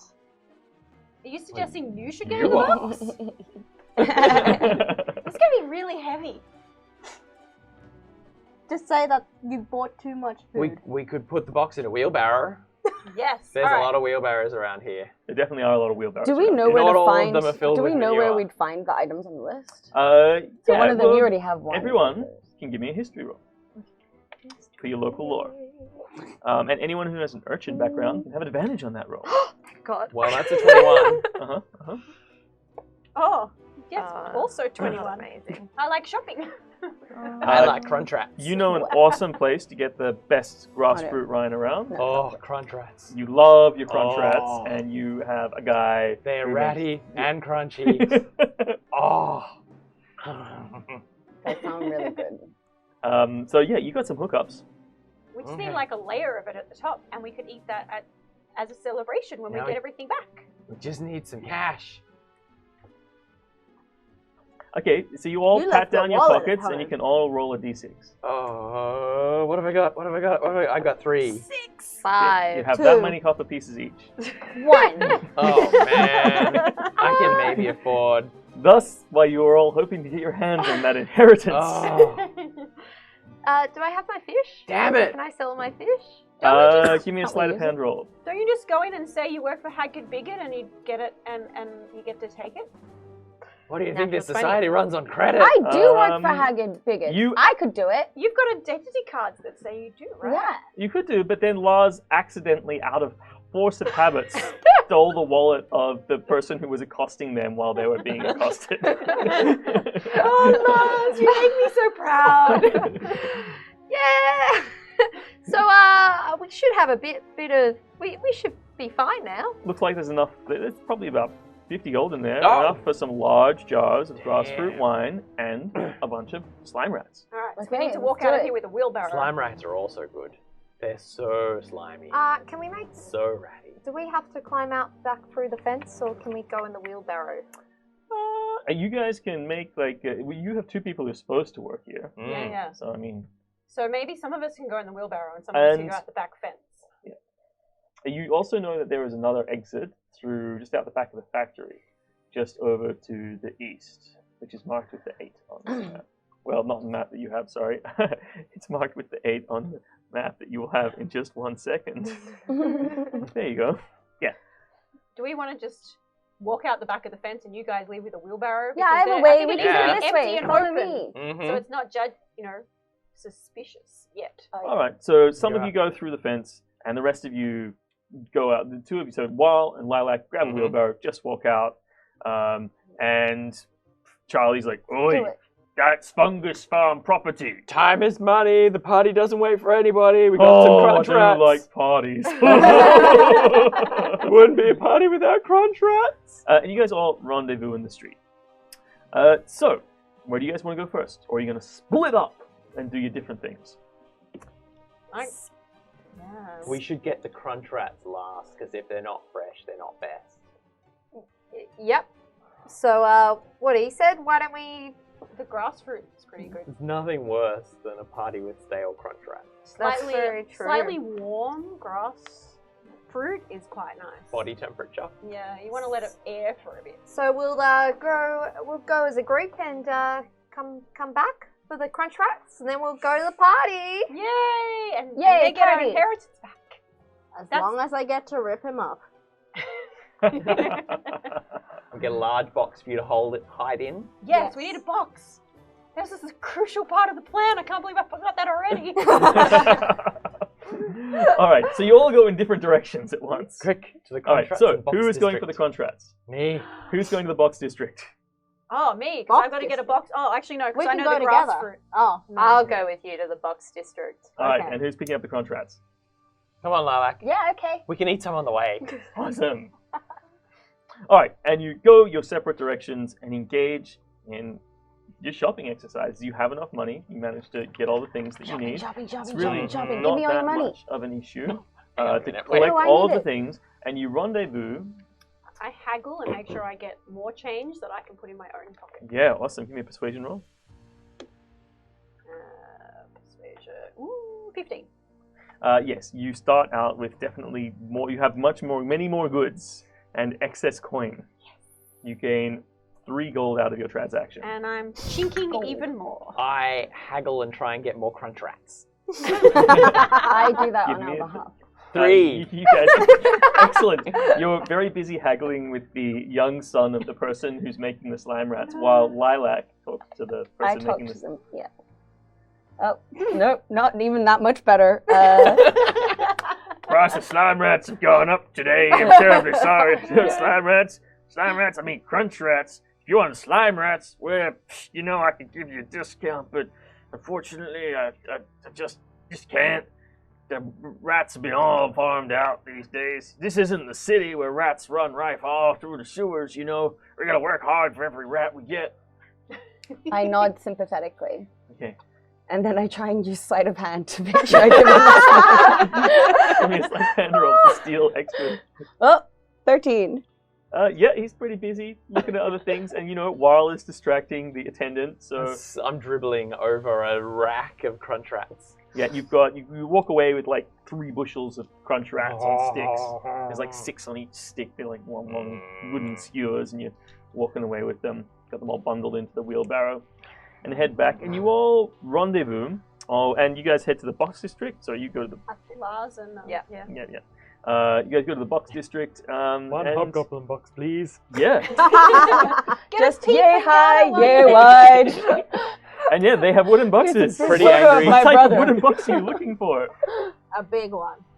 Now, wooden boxes are more expensive than stone boxes because stone is much more plentiful. Clay boxes are even cheaper. Get a pea pinata.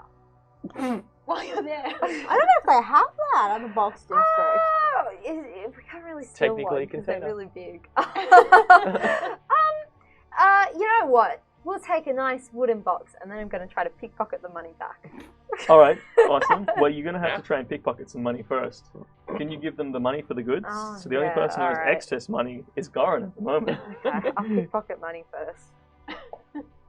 Or we could take a box, put it over us, and then walk. Out. 15. All right, cool. So you managed to swipe about 5 gold worth of purses on the way there. Cool. You managed to give me a stealth roll to try and sneak under a box. 11. Now give me an intimidation roll to try and be so scary that they're not even going to want to see you getting away with the box. 3. Oh. Hey, what are you doing with that box? Hiding. Okay, so you stay in the box. All right, but you hide over here if you're hiding in that box. Oh, get him to count to Don't 20. take my box away. Okay, I so worked hard to build that I box. walk over there While the box. while the box is over me, Uh-huh. towards the sound of his voice, Uh-huh. and then I pick up the box, and then I tackle him. He's like, oh god, you're a big one. Ah! It's a classic game of hide and seek. Okay, so inside you just like drop the box on top of him, me and in then the you're box. wrestling him inside of the box. And a little bit later, there's like a burp sound, and the body is like ejected from the box. Look, we got ourselves a box. All right. And you have more money now, too. Yeah, you know what? Everything's on the up and up. Let's go. We had to measure it for size too, so that's helpful. All right, awesome. You take your box, and you all rendezvous once more, but this time just outside of the fungus farm, probably about a block away. Yeah, because we want to go and buy the front gate because we're all legit now. What's the plan? Well, we put Bolo in the box. We put a layer down. We put some of the grass fruit in, and then And Is it a the 2 wooden bushels box? of crunch-wrats? Yes, Yeah. the wooden box. and then With the a highly couple coveted missing. wooden box. well, we put it all in the wheelbarrow because Mhm. none of us are gonna be able to carry that lump. And then we go, and you go through the front gate, and we go through the back gate, and then we see where you have to deliver it to. Okay.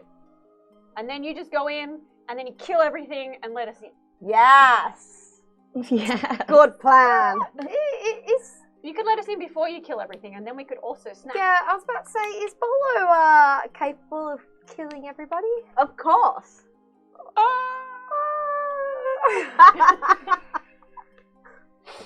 Sounds like a good if you're plan. optimistic, Just open the door, and we'll come in and help you. I would have said someone a bit smaller and quieter would have been a better option. But if we want to hack and slash, Mother always did say that your enthusiasm was your best trait, Bowler.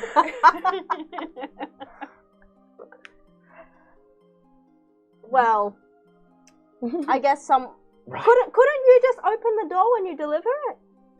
Getting in isn't the problem. You've already been in there. No, in where the party's going to be. The party's in the yard. Well, I thought it was in a room, but you have to store the stock somewhere, and that's probably where all the other things are, right? Maybe. Because you don't want to just leave it out in the yard all day, otherwise everything's going to go off. And I mean, room temperature grass fruit's fine, but stinky room temperature grass fruit, not so good. so why do we want to go to the party? So we can eat him. Oh, okay. It makes sense now. Okay, I got it, guys. I'll get us into the party by giving him these things he wanted. That's All the right. plan, right? Done. So we put no one in the box. Things we want in the box. And we get an invite to the party through I think bribery. Yeah, let's do it. okay. And we put it in the box for when he attacks us. Put you in the No, box. but when Oh, I me? attack, Yeah, no, I can go in a box with him. Yeah, I'll that hide. was my box. I get to hide. I wanted to hide. Let's just go in. We can do this. I don't even know why at this point we actually bought food. We can both go in the box. Yeah, so we're located out the front, and we're making a decision about whether or not we go inside to the party. Uh-huh. Yeah. When is the party due to start? How far away? Probably in about 3 hours at this point. So we have some time, but we're delivering things because we thought that would be able to get us an end to the Well, back maybe we of can find the out where stuff situation. is. We're still sitting out here with all this stuff. Mm. Right, let's put Bolo in the box. The longer we Okay, wait out here, the fewer crunch rats we're going to have to buy our way into the party. Come on. Just saying. Oh, it's so crunchy. Are there any guards around? Well, I mean, Charlie's just on the other side of the gate, but no one's outside.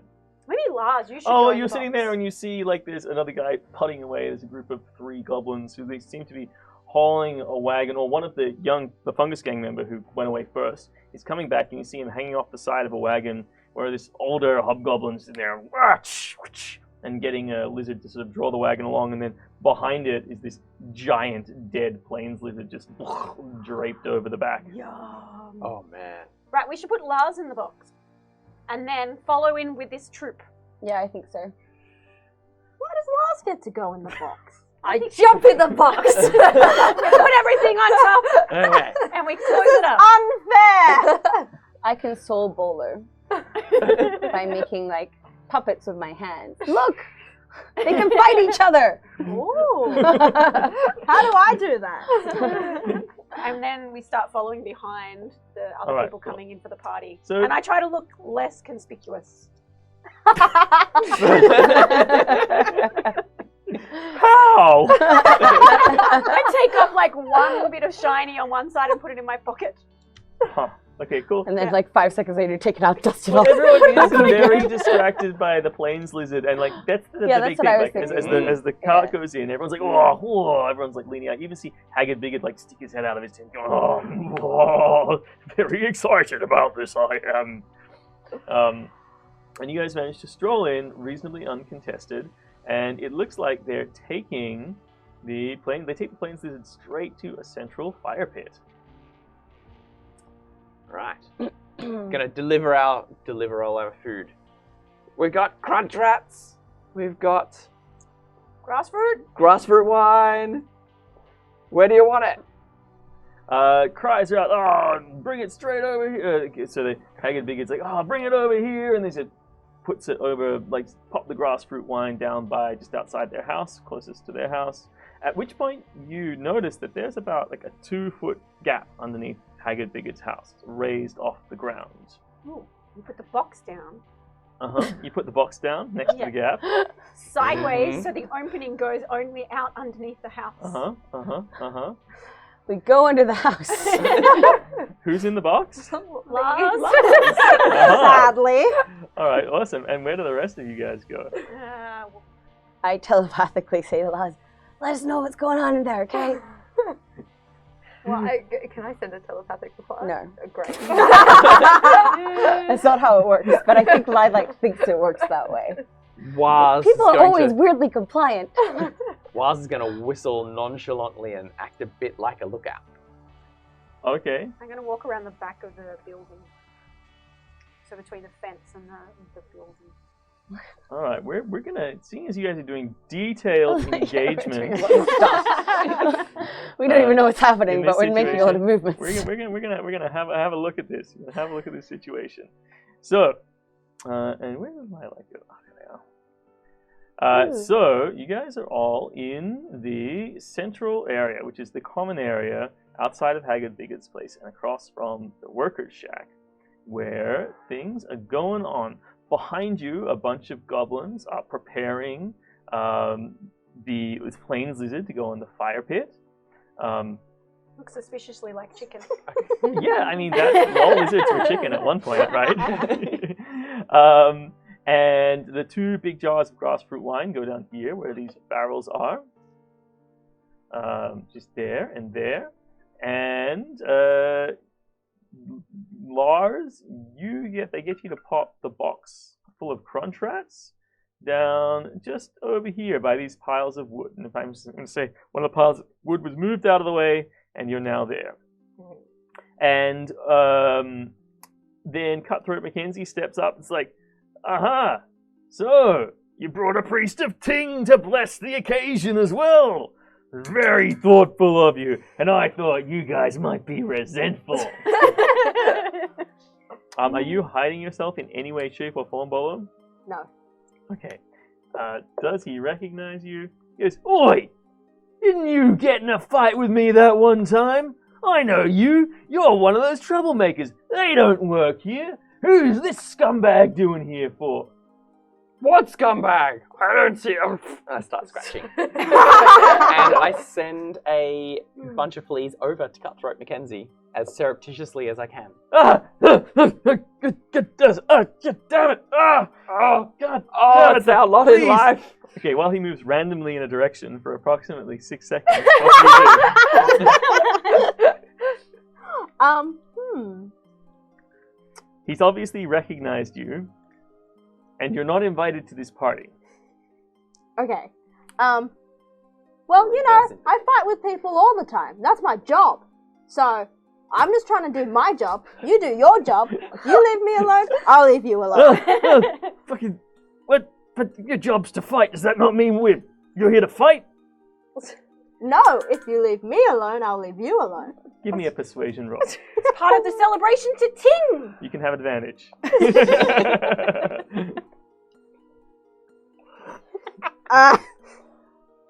Hold wonder up. if the abrasive person in our party is good at persuasion. Maybe You should tried have put telling Bolo him in a that. box. 12. Oh, Like, so you- It's a shiner. Ting likes everything shiny, and if enough people get shiners, you're all blessed by Ting. Give me a persuasion roll, please. That's strange. Damn. Wow. That would be 21. They should He's become like- a lawyer. Oh, I guess a good fight would be really nice. Something you would pound the crap out of someone. Yeah, that sounds We awesome. can make it a main event even. Oh, Yeah, well, I didn't think about that, but I reckon they'd love to see one of Zitzy's children get the crap beaten out of them. That'd be awesome. Maybe you can fight Charlie. Oi! Pom pom pom pom pom pom pom. Oh no. Charlie, this guy Bolo wants to fight you. You know how I don't like to fight. No, it's only bare knuckle. It's just a few love taps. Oh, I guess if it's just bare knuckle, I could do that. Starts taking off his heavy gloves and throwing him to the ground, showing off his bare, calloused knuckles with calluses on calluses and cracks and scars. It's like, oh, I gotta grease them up before I get into this. Oh, no. Otherwise, they don't move so good. Oh, you don't need to rush. It has to be at the right time, otherwise Ting will not be satisfied. All right, well, you let me know. I'm going back to work.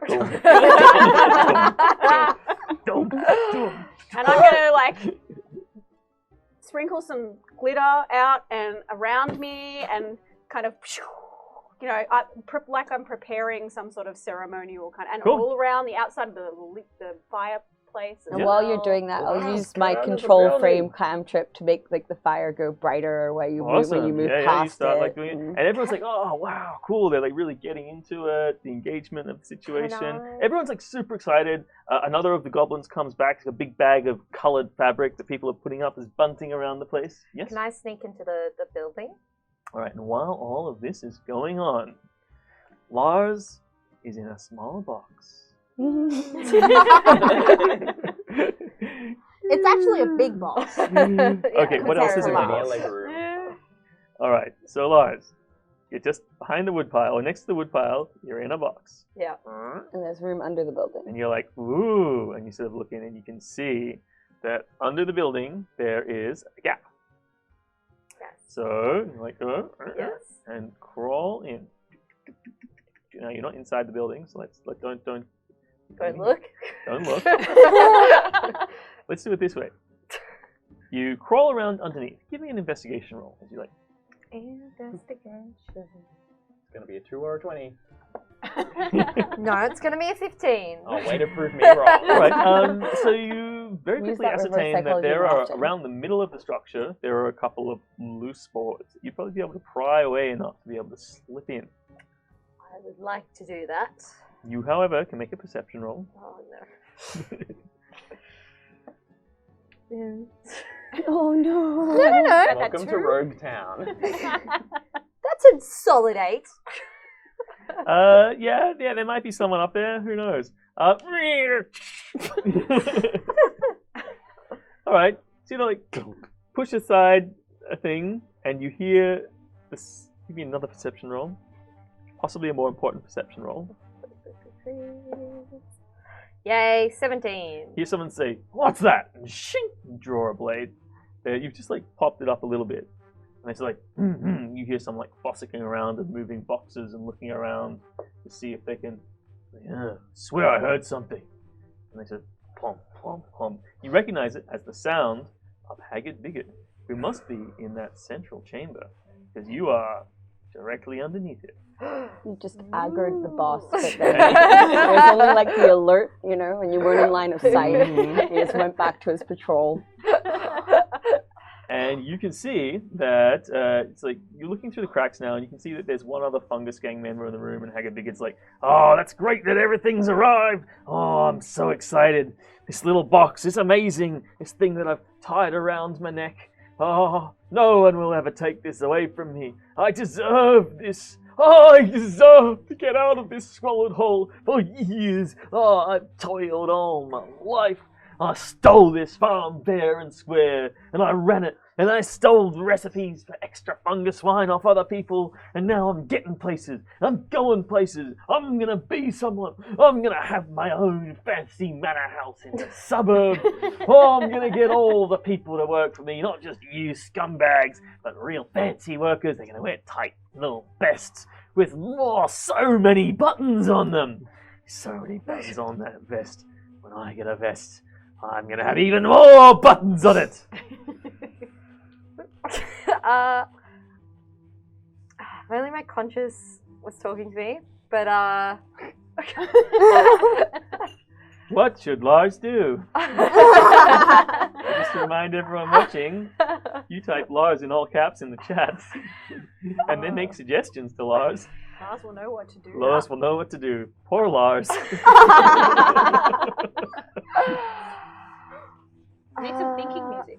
I just wanna sit and wait for a bit, if that's okay, Yep. under the floorboards. You chill out and wait around to see what may happen next. In the meantime, Oh, wow. collecting tides. Every now for and tea. then you just get a message from me being like, so what's happening?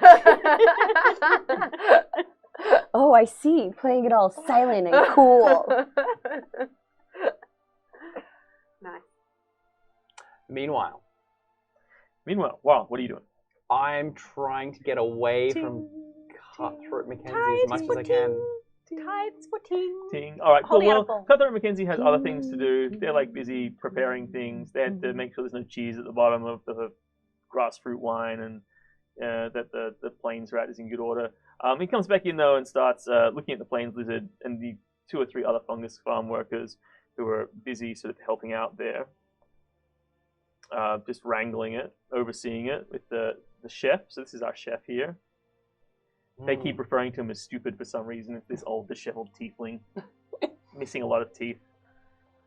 Lilac, Huh? I know this goes against my. Isn't the fire pretty though? It's great. Thanks. You're welcome. Sorry, what were you saying? I really want to eat this, but so does everybody else. In the factory, they've got all sorts of horrible, horrible things. That's a good point. Maybe we could do something to it. The factory. To the everything. Oh yeah, we can And make as you everyone say go to other everything, lands. You look around and you see that in fact there are quite a few things set up. This spread is looking reasonably impressive. You can see that there are 3 pots of stew just hanging out there. There's 2 large vats of 1 vat of grass fruit wine and 1 vat of the viscous purple wine that's made from the bitey grubs that grow in the mound. And then over on the left-hand side, there's 1 large rat and a table full of slime rats and a table full of crunch rats. Well, full of what was left of the crunch rats. You see another goblin standing there going, I swear there were more crunch rats than this. Jeez. My head is temporarily clear. I'm chock full of crunch rats. We should go to the factory. Let's go to the factory, see what we've got. All right, awesome. So you guys sneak off. Sneak away. And Bolo, what are you doing? You can just prepare for fights? Prepare for the performance later? Yeah, I'm just gonna... Didn't you say you needed me for some shiny thing? Yes, you need to stay here and be blessed, ready for the fight. Oh, God Is it gonna make me fight better? Yeah, and you can help get the tides for Ting, because if anyone doesn't look like they want a tithe, you can, like, make them want a tithe. Oh. It's one of your specialties.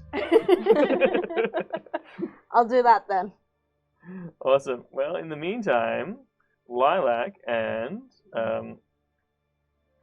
Wal sneak away and make their way across the way to the factory.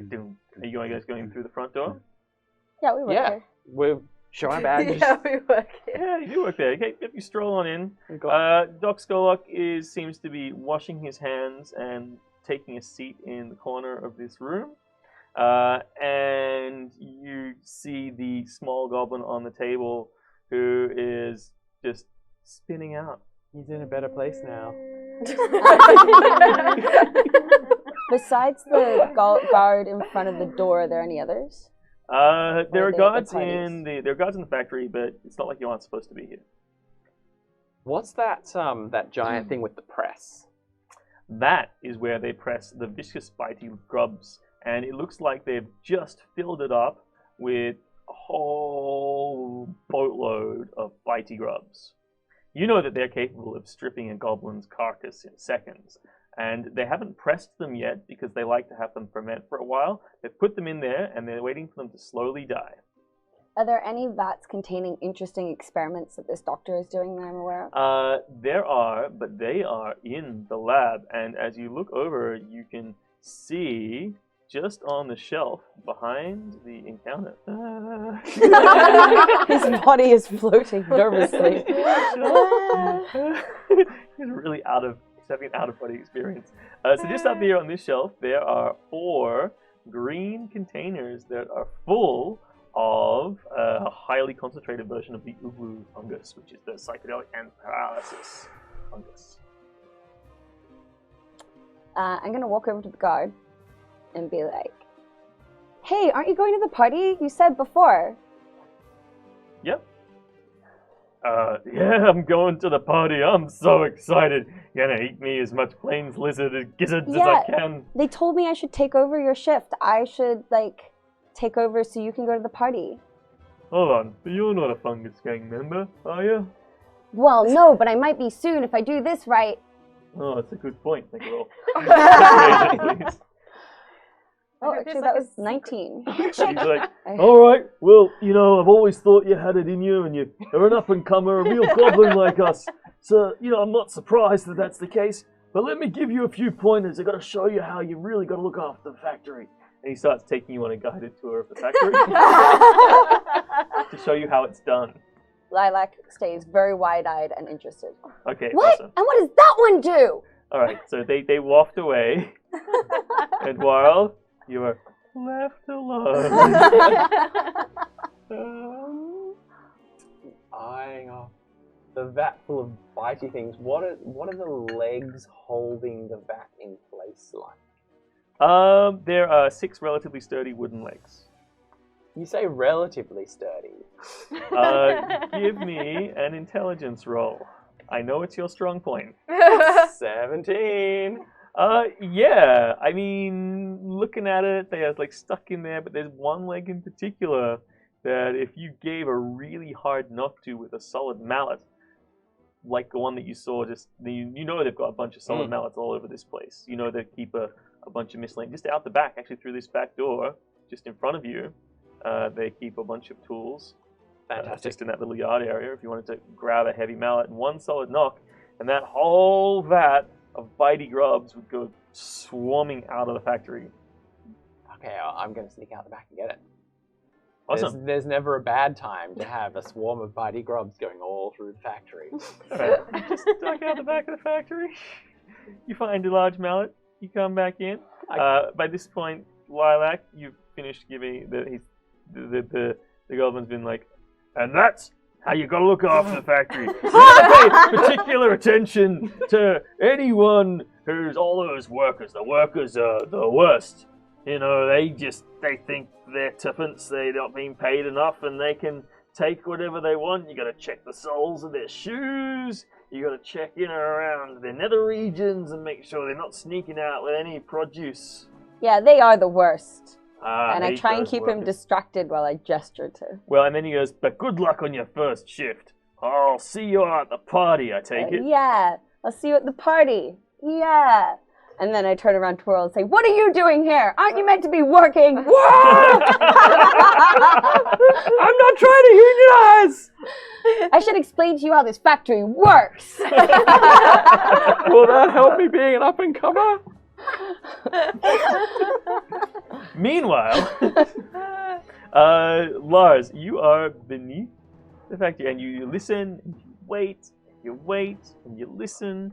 I mean, half of this is really the waiting game. And as you sit there and you wait and you listen, you hear, oh, time to empty myself so I can fill myself up. And creak, creak, creak, creak, creak, creak, creak, and you hear the sounds of Haggard Bigot leaving the room. Okay, Give me a perception roll. Perception? Mm-hmm. Natural 20. I don't know how it's you are aware that the room is now completely empty. You can hear the sounds of one other goblin in the chamber between the curtains.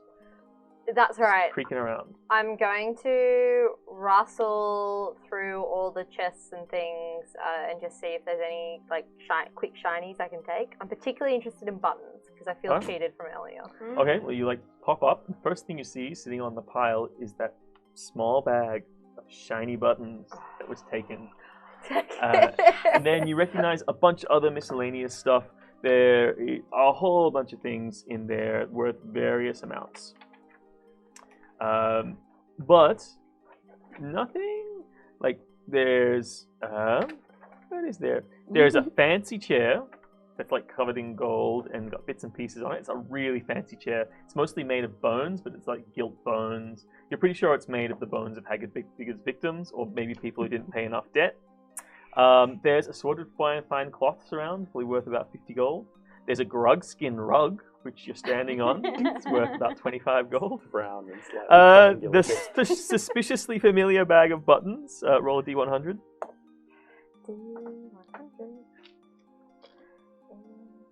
That's part of it, and that's part of it.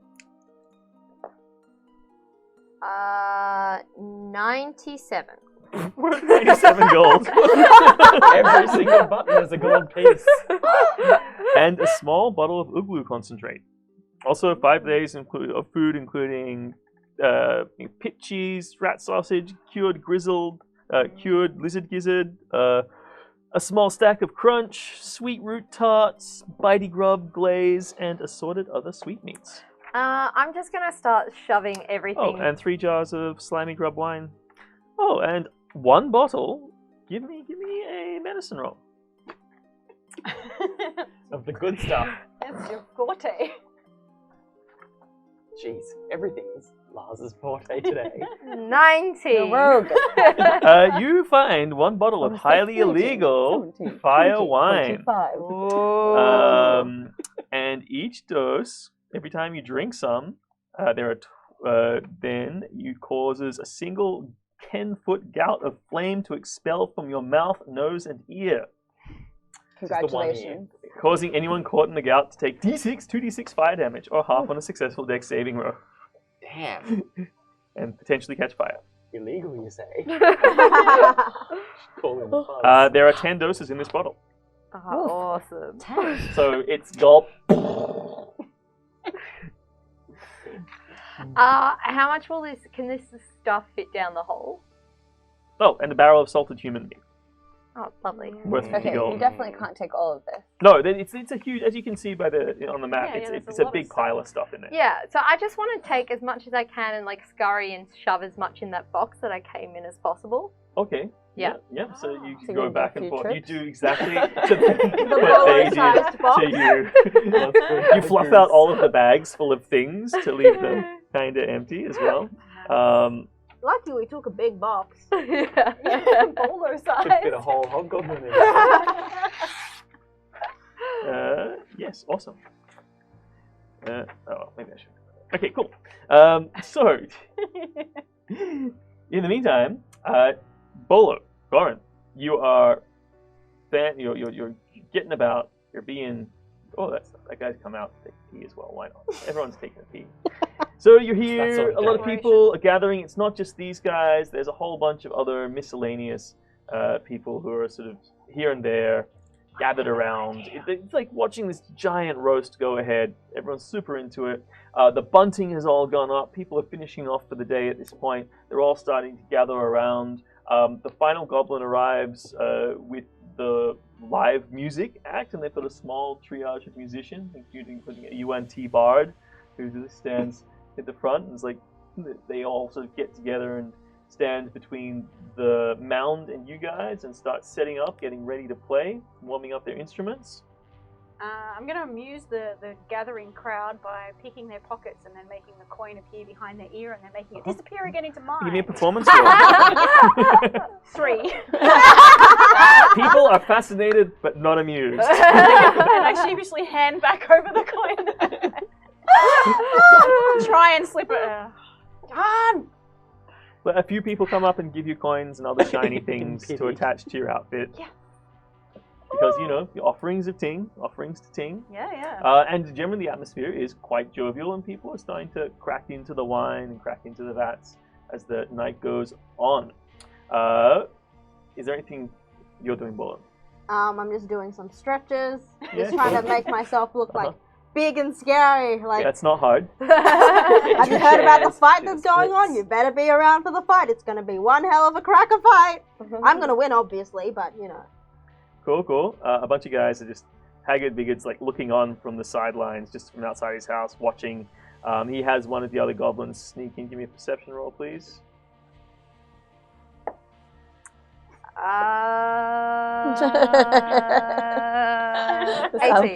All right. They come in and you just quickly duck down. You've been flopping out the bags and keeping the boxes, making everything look like it's full from the outside. They come in and they grab the chair and they bring it out to the front. Good thing you haven't taken the chair yet. And Haggard Bigot's sitting out the front on his fancy chair, looking over, and his goblin attendants are bringing him wine. But meanwhile, what have you guys been doing over in the factory while all of that is going on? I've got an idea. Well, I'm trying to tell you about the factory. Okay. But what that are these reminds walkways me, you for? distracted me. We're meant to be. Remember, we're meant to be doing the thing. Oh, of course. Sorry. What are we doing That's okay. again? I forgive you. And how does this help us with the safe and efficient running of the Well, factory? Because you were very insistent. You said you had an idea. Well, this giant vat. Have you seen what those grubs will do to a goblin? Actually, you It's did. really funny. You saw that guy That's fall in earlier. sometimes, in my lunch break. We should get everyone in the factory. Just tip the whole vat on them. That leg is dodgy. I think we should go get those awesome, cool drugs that the new research guy is making and put them in the soup. Zitzi always said that drugs are not. Wait, hang on. As you're having this, drugs are cool. Yes. As you're having this conversation, Doc Skolok and his young apprentice, who was tied to the bench and has now concluded their spinning episode. Because obviously it was all entirely consensual. Now, pack up their things and go to the door and open it with a shiny brass iron key, and then close it, and then close it with their shiny iron key. Go get him! And then start walking. Doc Skolok! Doc Skolok, there's something I've got to see! Yes, hello. Over here! Oh, yes. What exactly is over here again? Look, if you look right down, just at that weird goodness. grub thing, fine. Bang! Give me a deception roll to disguise your intentions. You can have an advantage on that because you are a worker at this factory. 11. Okay. It is contested. Oh, I can really see the detail. I can't tell how one of those guys got out of that big vat, but I guess they get out right now. Can I see the key? Is it on him or? Yeah, he's just holding it in his hand, just jugging about there. Whoa, I better put this key in my pocket. Just push him in the vat, people! Okay, give me an attack roll. You can have advantage because you obviously just stooped the four goblin.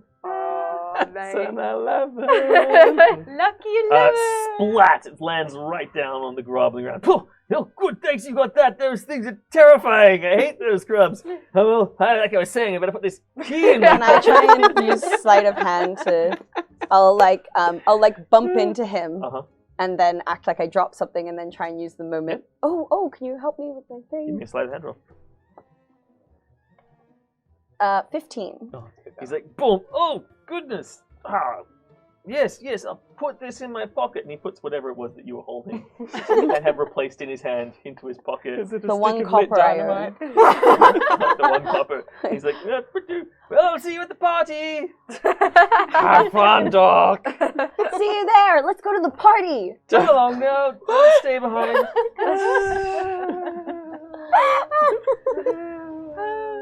First things first. As Mum always said, don't go to a party without drugs. They're in That there. little goblin has, Okay, like, Stockholm I'm gonna go and syndrome. open the door with the key that I now have. I think it's well past Stockholm syndrome. Alright, yeah, you guys roll up here and you open the door. You now have access to the lab. You look around. There is a jar in one corner of what appears to be spinal fluid, which is mixed with the Uglu to make the paralysis potion. There are the 4 jars containing 100 doses each of Uglu concentrate. And furthermore, there is what's in the lab? What's in the box? Oh yes, in the lab there are also 2 bales of Uglu mushrooms. So just the mushrooms by themselves, all stacked up on this shelf. I'm going to go directly to the 100 doses of... Jars of concentrate. Yeah. Alright, cool. They are These could be useful. big jars. Perfect. You get one, I'll get the other one. And There's then 4. you get one of them, I'll get the other one of them. Okay. And leave the other 2 to their own devices. Alright, cool. So you guys grab your bottles. Yeah. And you head back over. Where are you heading now? Where are we I heading? think we're heading to the party. I am going to try and spike the punch.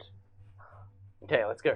Sneak back to the Alright, so you are holding these giant jars. It's very conspicuous. What do those jars look like? Before there is some label making equipment in here, surely. They've got something written on them. I'm No. going to scroll Why would they have anything wine. written on them? It's fine. Dr. It's fine. Skolnick remembers what's in them. That's true. Perfect. Delicious. What do they look like? Why are they conspicuous? They're green glass jars Okay. with lids on them. And the lids are waxed, except for one of the lids, which has had its wax recently broken. And you can hear the sound of merriment and a band striking up a tune coming from the direction of the... So maybe we can sneak around the back of the tent or under Quick. the tent to go and Let's go around the back and get this Yeah, we're gonna wine to the be- other wine. We're going to try and stealthily get under their tent to try and get towards the soup without anyone seeing us. Okay, cool. You make your way around the back. You're going to try and sneak past Charlie. Oh, yeah. Give me a stealth roll, guys. Oh, no. Oh, okay, it's not a bad roll. 16. No, 20. Hey, Charlie, what's that? Okay. Oh, where'd they go? You sneak around, and Must have been the you guys wind. actually catch sight of, It's you fine, look it's under, as you're going to, you think to, and you're looking under, and you catch sight of Lars, who's like going back and forth. We flash the jars and go, wink. I telepathically say to him, "Why have you been ignoring me?" Lars, give me a wisdom saving throw.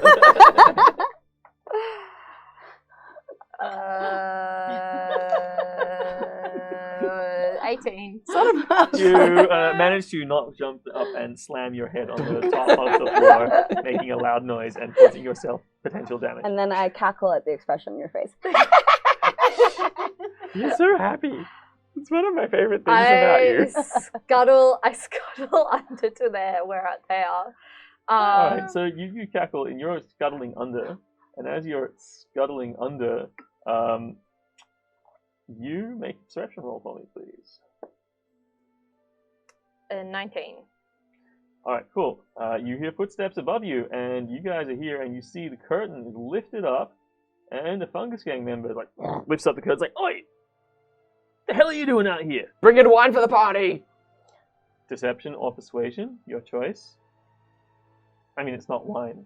So, So maybe deception. deception. 3. It's not wine. That's highly poisonous Uglu concentrate. Oh, it That's is! enough to kill everyone here 10 times over. Okay, I'm gonna try casting charm person. Why are you trying to do the deception roll? Oh my god! I'm standing next to you. There could have been a tragic accident. Okay, that is plus 14 to hit, I think it was. Yeah, that hits. Okay, cool. So he's now charmed and he thinks I'm his friend. Cool. He's like, It's a wisdom saving throw, yeah? you can't let this guy get away with that. No, it's like, we're just brought something extra special for the party and you can help us serve it. Oh, really? Give me a Yeah. persuasion roll. You still got to convince him. As long as we dose it just right. Okay, no, 6. Oh, no, sorry. Yes, no, 6. 6. He's like, oh, it's an awful lot. You're right. I don't know why I asked you to help. You're clearly doing really important things. I am doing important things. Yeah, you should keep doing those important things. Oh, but I like helping out my friends. Can you give us Well, a you hand? should with help this? us then. Oh, Come down here and take this jar. It's so another heavy. persuasion roll with advantage this time. Oh, that's lucky. Not that lucky. 12. He's like, oh my actually, god, 11. Judy. All right. Oh, okay. Oh, I'm gonna come down. He like slips out and he says, he's now with you guys. Lars! Yeah, Lars, you're like just creeping under there. Yeah, is there any way that I can reach the back of Wild without being seen? Yes, give me a stealth roll. Oh, come on, baby. Well, your No. 9. Oh. the dice charm is worn off. Nope. Oi, more friends. Just the more the merrier, right? I say in Lars's head, you're welcome. Hold on, I don't want to follow them out. Wait, do I still have loot to ferry? I'm gonna say by this point you've pretty much cleared out everything Okay. worth clearing out I'll come with. into that box. I'll at least come with to behind that barrel. I won't go into the light of anything, but I want to whisper to Wild, like, it's around his neck. I've got the rest. And then I say in Who's Gorin's there? head, it's probably time that fight started, isn't it? Haggard, Biggard. What are we going to do about this guy? Just kill him, and then I want to slash him. Give me a sneak attack. Look, Pete, revelry. There's like goblins dancing. Cheers! The whole party's starting to pick up now. People are drinking. Bits of hunks of plain lizard are being cut off and shared around. That's 21 to hit. Mm-hmm. Oh. 8 damage. All right, cool. As Lars is Sorry, stabbing. 8 plus 3, which would be 11. Go math. Go, Matt, go. As the stab starts to happen, Weil also jumps in and just bites down for some delicious goblin. He's not allowed to eat them very often, so he's got to take every chance he can. You took a Alright. chunk out of my arm earlier this morning. He's still hungry. He's never satiated. And I haven't heard the end of it, frankly. It's 22 to hit. All right, awesome. Yeah, so you guys all pile in on him. And the poor guy, he's like, but I thought you were my friend. And Lilac laughs. Yes, more power. Okay, now, let's get this into everything. I say telepathically to Gorin, it's probably time that fight started. Hey, because we could use a distraction. Ting, ting, ting, ting. Everyone's like, oh, ting, great priest of ting. So you It is have their time attention. for the ceremonial Shiner fight. Shiny fight. And you have drawn their attention, and they all are looking at you. And then we're going to try and sneak by while this is happening to Yeah, put, easy, these, easy, everyone. put these things into the soups over there. Into for the that. soups, Oh, into we have enough everything, for aside from maybe the everything. crunch rats. No, 'cause we they're need delicious. to save the crunch wrap. Yeah. Well, can we take all the crunch Maybe not rats all then? the slime rats either. Maybe we need to eat some of them. That big rat.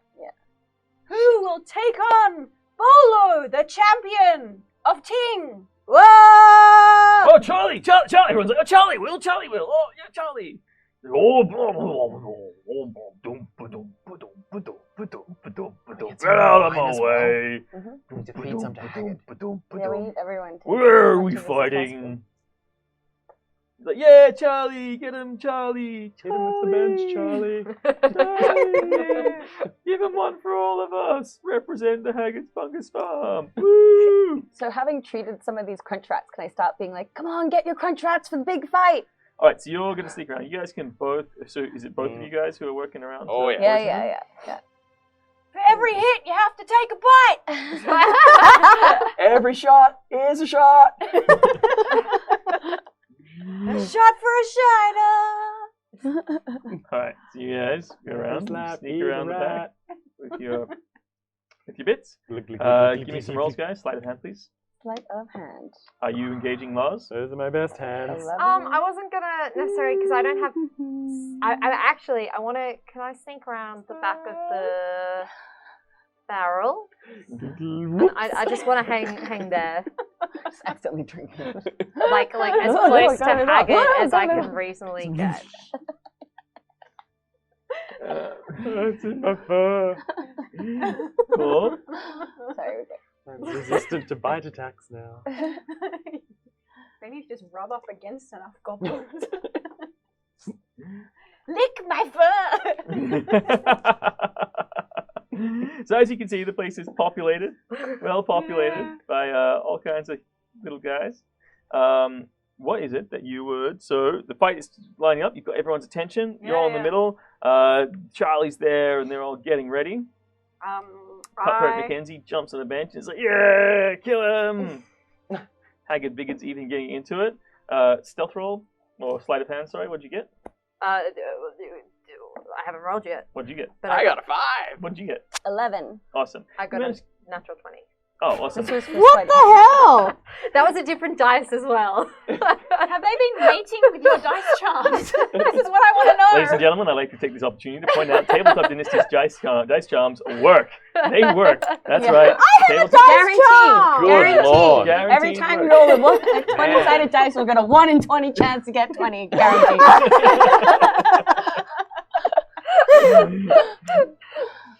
All right, awesome. So you guys sneak in and you get your way around. And look, I hate to say it, wild, but you're getting your little jar. You get a big jar. And you're like, and somebody's like, "Oi!" And you're like, "What?" And they're like, "Oh, what are you putting in there?" Spice? It's like, "It's spicy enough. I made it myself." Who are you to tell me about spice? You're not even a goblin. Look at you, you stupid tiefling. I know the pecking order around here. I work hard to earn my place here. So did I. And look at this. Now my fur's all dirty. You need to lick it clean. Ah, screw you! All right.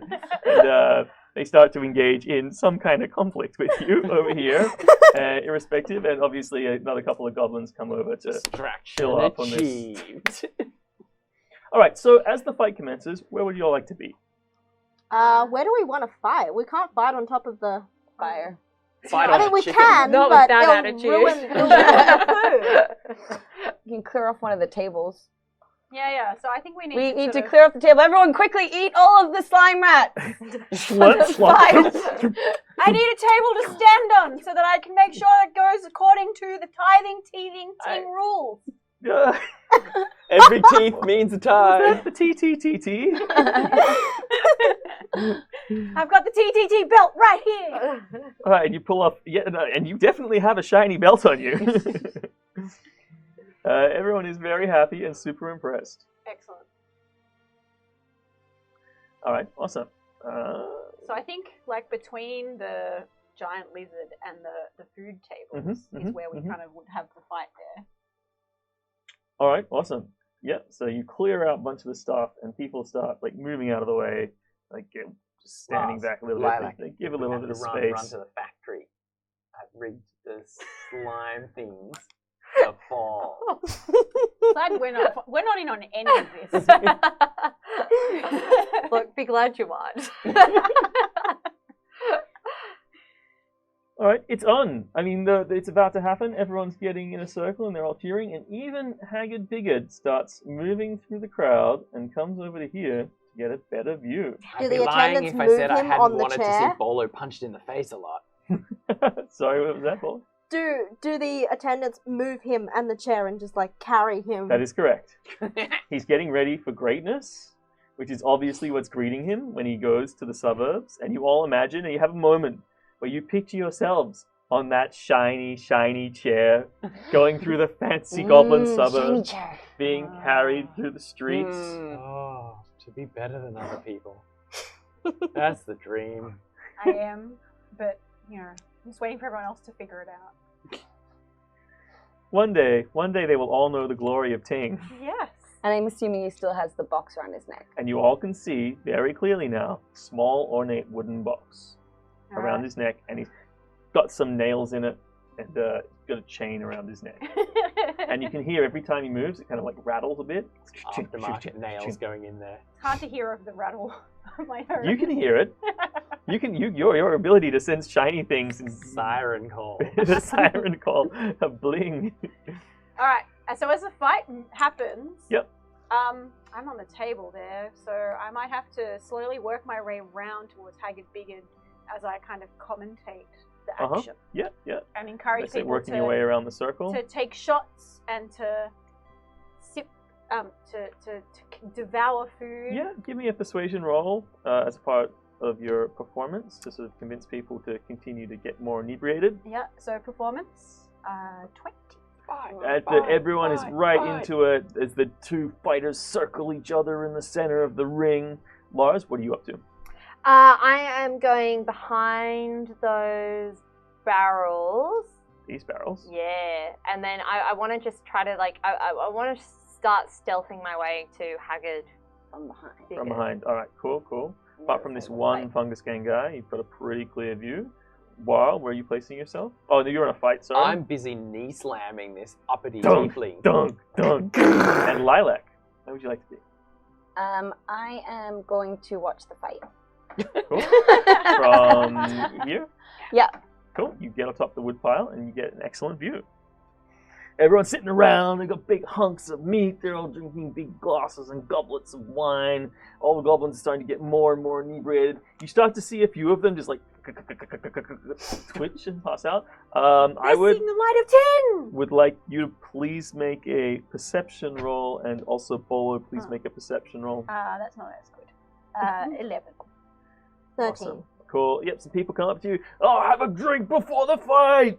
No, we can't drink before fighting. Alright, awesome. Cool. It's not ceremonial. It has not been blessed by Ting yet. Very well. And they like take a big draft and then fall on the ground, twitching. Cool. I'm just like, okay, bye. And you guys rush in. You're ready for this combat. So give me an initiative roll, please. 9. You get the drop on the very slow ogre. All right. So I see that he has a big club, so it seems to be a weapons allowed kind of fight. So I He doesn't have draw a big my club. sword. Oh no, he doesn't. Oh wait, he Bare doesn't. knuckle. It's bare Oh. knuckle. Right. Okay. Never mind. It's about shiners. You've got to Okay. get him in the eye. So I see that his legs are like the height of like me. So I scurry under his legs and then I punch upwards. Okay, cool. And then I punch 2 more times. Flurry of nut shots. Well, give me an athletics roll or acrobatics, your choice, to slide under there. Ting also appreciates the family jewels. 23. Yeah, okay, you pull the maneuver and I'm going to give you advantage on the damage rolls. Awesome. As you Maneuver, slam into yeah. a vital spot. So no advantage on the strikes, but advantage on the damage rolls. Yes. That's 4. Plus 2, so that's 6. And that's 9 plus 6, which is 15 bludgeoning damage. Thump, thump, thump, thump, thump, thump, thump, thump, thump, Oh. thump.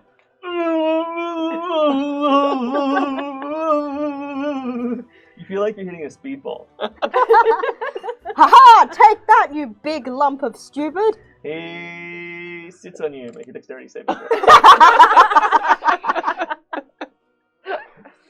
Natural 20. Okay. Wow. The ground like literally shakes and rumbles as he goes straight down on top of you. What's your armor class? 14. You scurry out the other side of him, and he sort of reaches behind and grabs you firmly, and you feel this large hand. Like 3 of the fingers just curl over one of your shoulders, the other finger curls over that side, and then one more, and his thumb just comes around your waist. He's like, got you, and you feel yourself just, you were running, and now you're like, still running, but there's no ground. He's like, he's not doing damage to you this round, but he has you grappled. You've avoided his first and possibly most lethal strike. Okay. No, meanwhile, so that's you guys. Cool. Goran, you launched the fight. Lars, what are you doing? While this is going on, everyone is engaged. Is everyone... And everyone's pretty concentrated on the fight, yeah? Everyone's super concentrated on the fight. Even this guard is derelicting their duty and sort of wandering over here. Okay, I would love to They just stand on like the barrel to get a better view. stealthily go through the crowd. The guards next to Haggard, are they paying attention? They're paying attention to the fight. Great. I'd like to come right behind Haggard if I can, and try to sleight of hand the thing off his neck. All right, cool. Give me a stealth roll first to avoid the notice of the guards who are standing up there on the bench. Oh, +7. Okay, 15. Workable. Workable. Rogues. Expertise. Yep. You slink around. Nobody seems to notice you. Me, I control the dice. And you're within like reaching distance. Do the old reach around. You can do the old reach around. Yeah.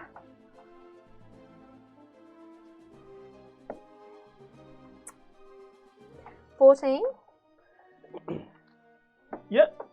All right. Cool. So you've got your hot little hands on it, and you're like, make a dexterity roll for me, please. Saving throw? No, just dexterity roll. It's worth a try. Natural 20. That's like the 6th one. I know. Okay, and what does that bring your total to? That brings it to 23. All right, well that beats Haggard Biggard's 21 as they go to grab your hand, and you like yoink, but it's still attached by a sturdy strength around this sturdy chain around his neck. So give me a strength roll to see if you can tear it off. Oh, you're failing. 15. All right, you blink, and the chain breaks, but that's your action. Wow, what are you doing? Am I still brawling with this tiefling? I am going to say that by this point you have stuffed them underneath one of these pots. Fantastic. All right. Looking around, fight's going on. Everyone's distracted, and you're starting to notice the numbers of the crowd thin. A lot of people are just lying on the ground, twitching. Must be the paralysis potion taking its effect. Right, let's do this. I'm going to run at... Can I see Cutthroat Mackenzie? You look around and a quick scan of the crowd. He's on the other side of the turkey from you. Is he also... has he been imbibing? No, doesn't seem like he has. Looks like he's been keeping a clean nose, and even though the fight is on, he's one of the few people who's looking about suspiciously if he's distracted by anything.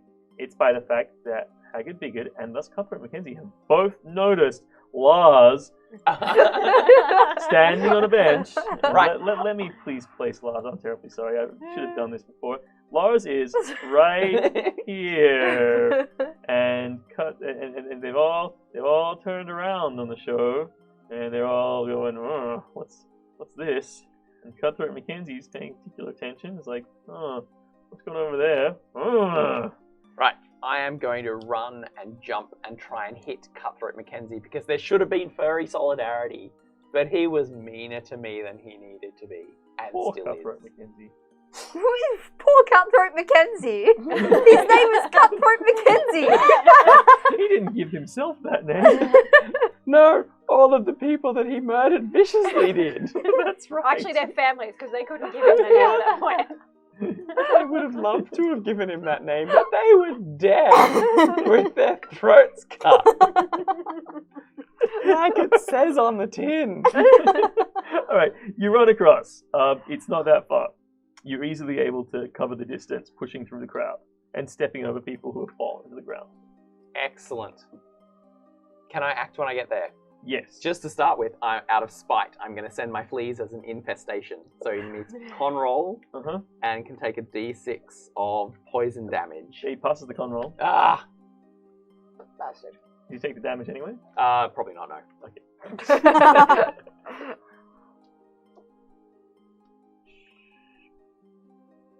Meanwhile, Nope, not even move. Okay, so you're upon him. And Nice. Are you going to jump to the front? Oh, yeah. Jump in that space? Jump Alright, in jump that in. space. Raise your, I don't know, sword, shield, whatever you're doing. You're going to latch onto him with your bites. Mm-hmm. Alright, cool. Here you roll. That is a 19. You latch on firmly to his leg. He's like, oh, get the thing, man! Oh, god damn it! Starts pounding away at you. 6 points of damage. 5 points of damage, sorry. Cool. My Lilac, what are you doing? delicious teeth. So from my perch up here, how many gods, besides like the two big baddies, are there many gods that seem like they've paid attention, or are most of them on the ground? Many of them are on the ground. The ones of the two around Haggard-Biggard, one of them seems like they're getting a little bit shaky, but the other two seem like they're on point. Everyone else is still very distracted by the fight. Okay. Plural. What would you like to do? I'm gonna try and cast. No, actually, how close am I to the fight? Where am I? Like, I'm not that far away. No. No, I'm just on the other side of the fire. Okay, I'm gonna try and cast Tasha's Hideous Laughter on Mackenzie, Captain Mackenzie. Alright, awesome. Which? No, Oh, I they rolled roll. a 19. You don't need to roll. They roll, and they only Oh, roll a right. 6. Oh, And cool. they fall to the ground. They're running along, and they're looking, and then they stop. They're like seeing all these people, and they see the dog like just latching onto the leg of Cutthroat Mackenzie, of Haggard-Biggard. He's just like, and Haggard-Biggard's like, "What are you laughing at? This isn't funny! Oh, God damn it!" He's like, And Lilac starts laughing and pointing with him. and other people around you who are all like, in this mad state of euphoria, are all like, everyone's like, pointing and laughing, and the Psychological warfare. and the voice in your ears like, yes, let the infestation spread. Oh, my power grows by the second.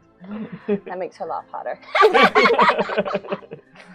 Awesome. Yeah, your infectious laughter makes everybody feel very much like Happy. they're enjoying the situation. And now the tension is drawn between the fight and situation, and Haggard-Biggard just reaches and reaches next to him and just grabs this large, wicked blade and starts shoving it down at you. What's your armor class at the moment, Juan? 19. Wow. Okay. Shield over the back. Awesome. Teeth gnawing. And he does. Oops. Too many computers, guys.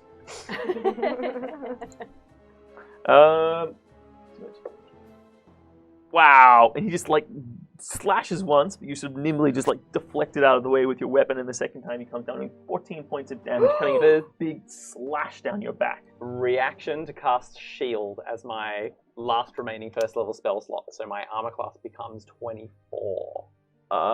He rolled 24. Ah, damn it. No, that's a lie. He rolled 23. Nice. So it's like, and this blast of magical energy just deflects it off the side. Or shall we say, a wave of fleas rolls across the surface of your body, absorbing all of them. No, don't kill our host! Our precious, precious host. And they scatter across the floor, looking for some other creature to one old occupy. goblin today. I'm gonna eat one. These other two goblins, Lars, they're gonna jump at you. One of them Come at me. seems to be particularly inebriated, so is trying very hard to hit you with their attacks. All missing. The other one comes in, slashing. What's your armor class at the moment? 14.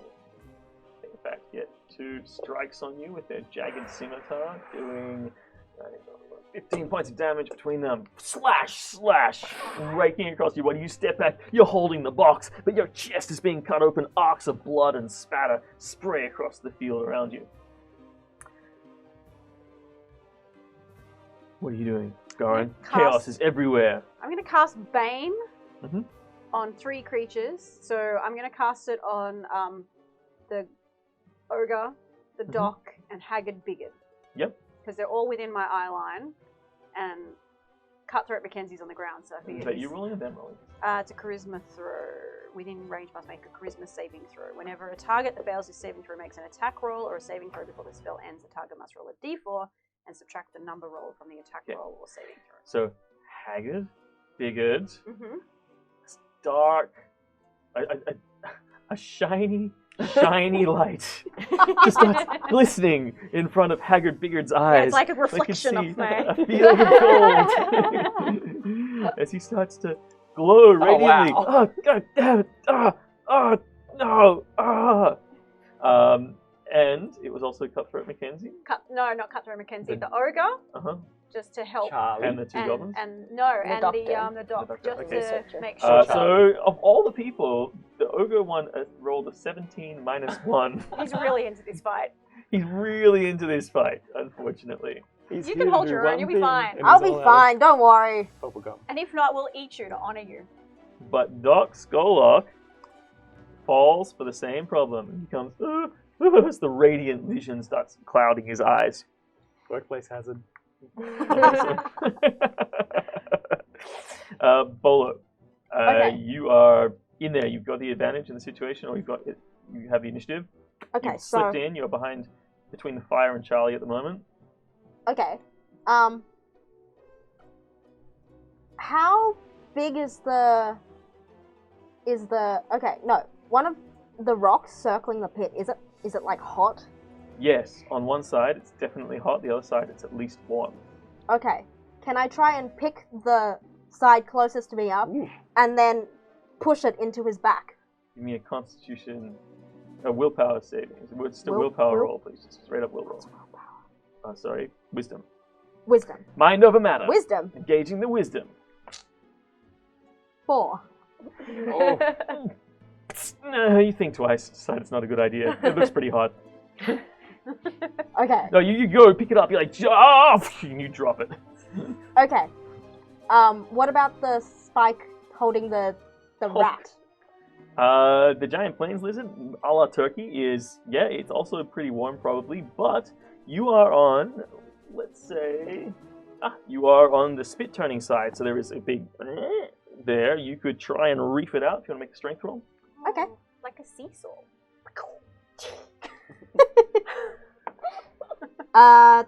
14. Give it a big reef. You get about 16, halfway. 16. It pulls it almost all the way out. The turkey falls down into the large fire. A big smattering of coal starts flying out, erupting into the environment. Everyone in the immediate vicinity, like coals and smoke and soot, just I poofs start out. laughing even harder. Charlie find a job you like, you'll never is work a day in your life. That's right. slightly blinded, but still is gonna go for it and swing. Oh, he's got you grappled. Yeah. Is the thing. So you've reached over and you've grabbed the thing out, and you won't grab it, and he just goes, pound, and he just like picks you up on the rock that you picked up, and he just slams you into the rock.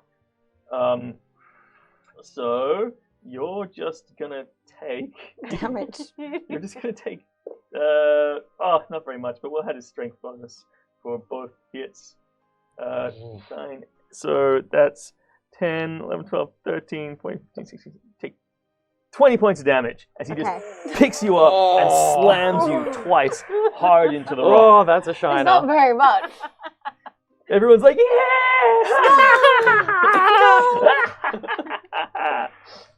Okay. Sweet.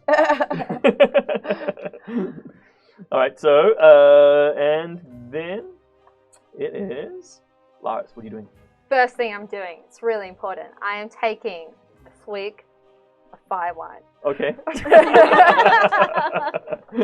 Alright, awesome. Roll, and where are you directing the 10-foot blast? Hopefully to not my mate Wal, but hopefully to Waist Haggard. height or higher.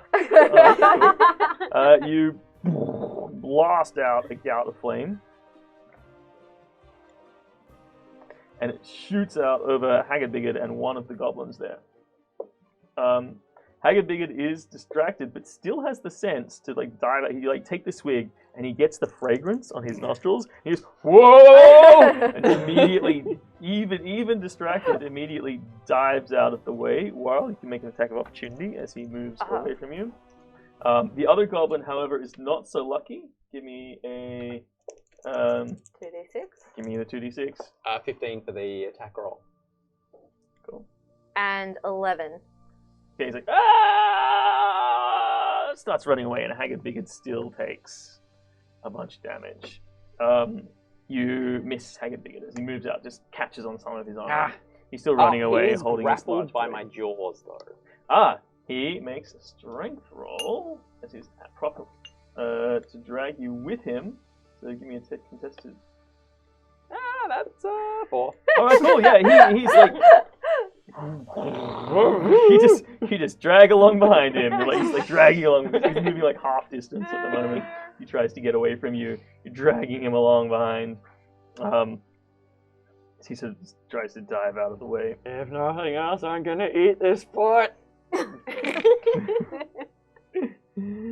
Awesome. All right. Cool. These guys are going out of the way. This guy's on fire. And this guy seems to be wavering a little bit. He's like the shaky guy. And you have a movement action still. If you Yeah, want to take so it. what I want to do is for my bonus action is disengage. Yep. And then I want to just start running. Where? Let's go for the wormy plan. Let's go. All right, so you start running over to the factory. Now, you can actually move a reasonable distance because, You got a fish. yeah, 'cause you got a fish and you're dashing. And it's like 20, 30. flippering along with you. Extra energy for speed. All right, Yeah. so you dash off to about here. Okay. That's 10, 20, 30, 40. Yeah, it's about 60. I think I only moved 30 because I used my bonus to disengage. Yeah, but dash. Oh, you don't have cunning action? I do, but I used my cunning action to disengage. Okay, cool. And then you can't also dash as a movement action? Oh, cool. And, okay, yes, of course, you've done all your things. Then you don't move that far. You run to about there. Yeah, I've got the thing. You've got the thing. I got the thing. You got the thing, you're I running hope away. it's the right thing. Alright, as you run away, while you are still grinding on, you're going to keep the hold and do automatic I'm damage? going to keep the hold. He takes 7 points of automatic damage. Uh-huh. And I'm going to try and stab him with my sword. And get a 21 to hit him. Yeah, you absolutely hit him. He's got that glistening stuff in front of his eyes. He's like, shit.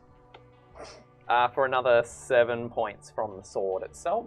And kind of eyes darting all over, looking at Lars running away with Box towards the grub plan. Awesome. Thinking things preparing through. for the ultimate grub pan. Alright. Oh, Lars got big. Just because I'm epic. Epic Lars doing epic things. Just going higher and higher and higher. Alright. Lilac, what are you doing?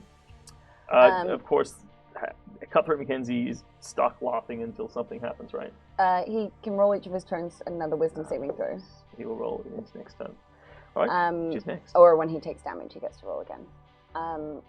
I am going to use mold earth to try and kind of put all of the coal and rocks that are hot beneath the feet of this giant guy attacking Bowler. Charlie. Charlie.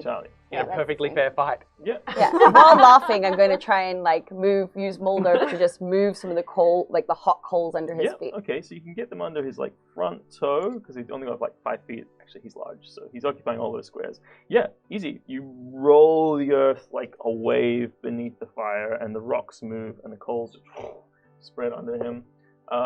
He's like, oh, and starts stepping backwards. He is still, however, holding Bolo. So he takes Bolo with him as he steps backwards, retreating from the fire.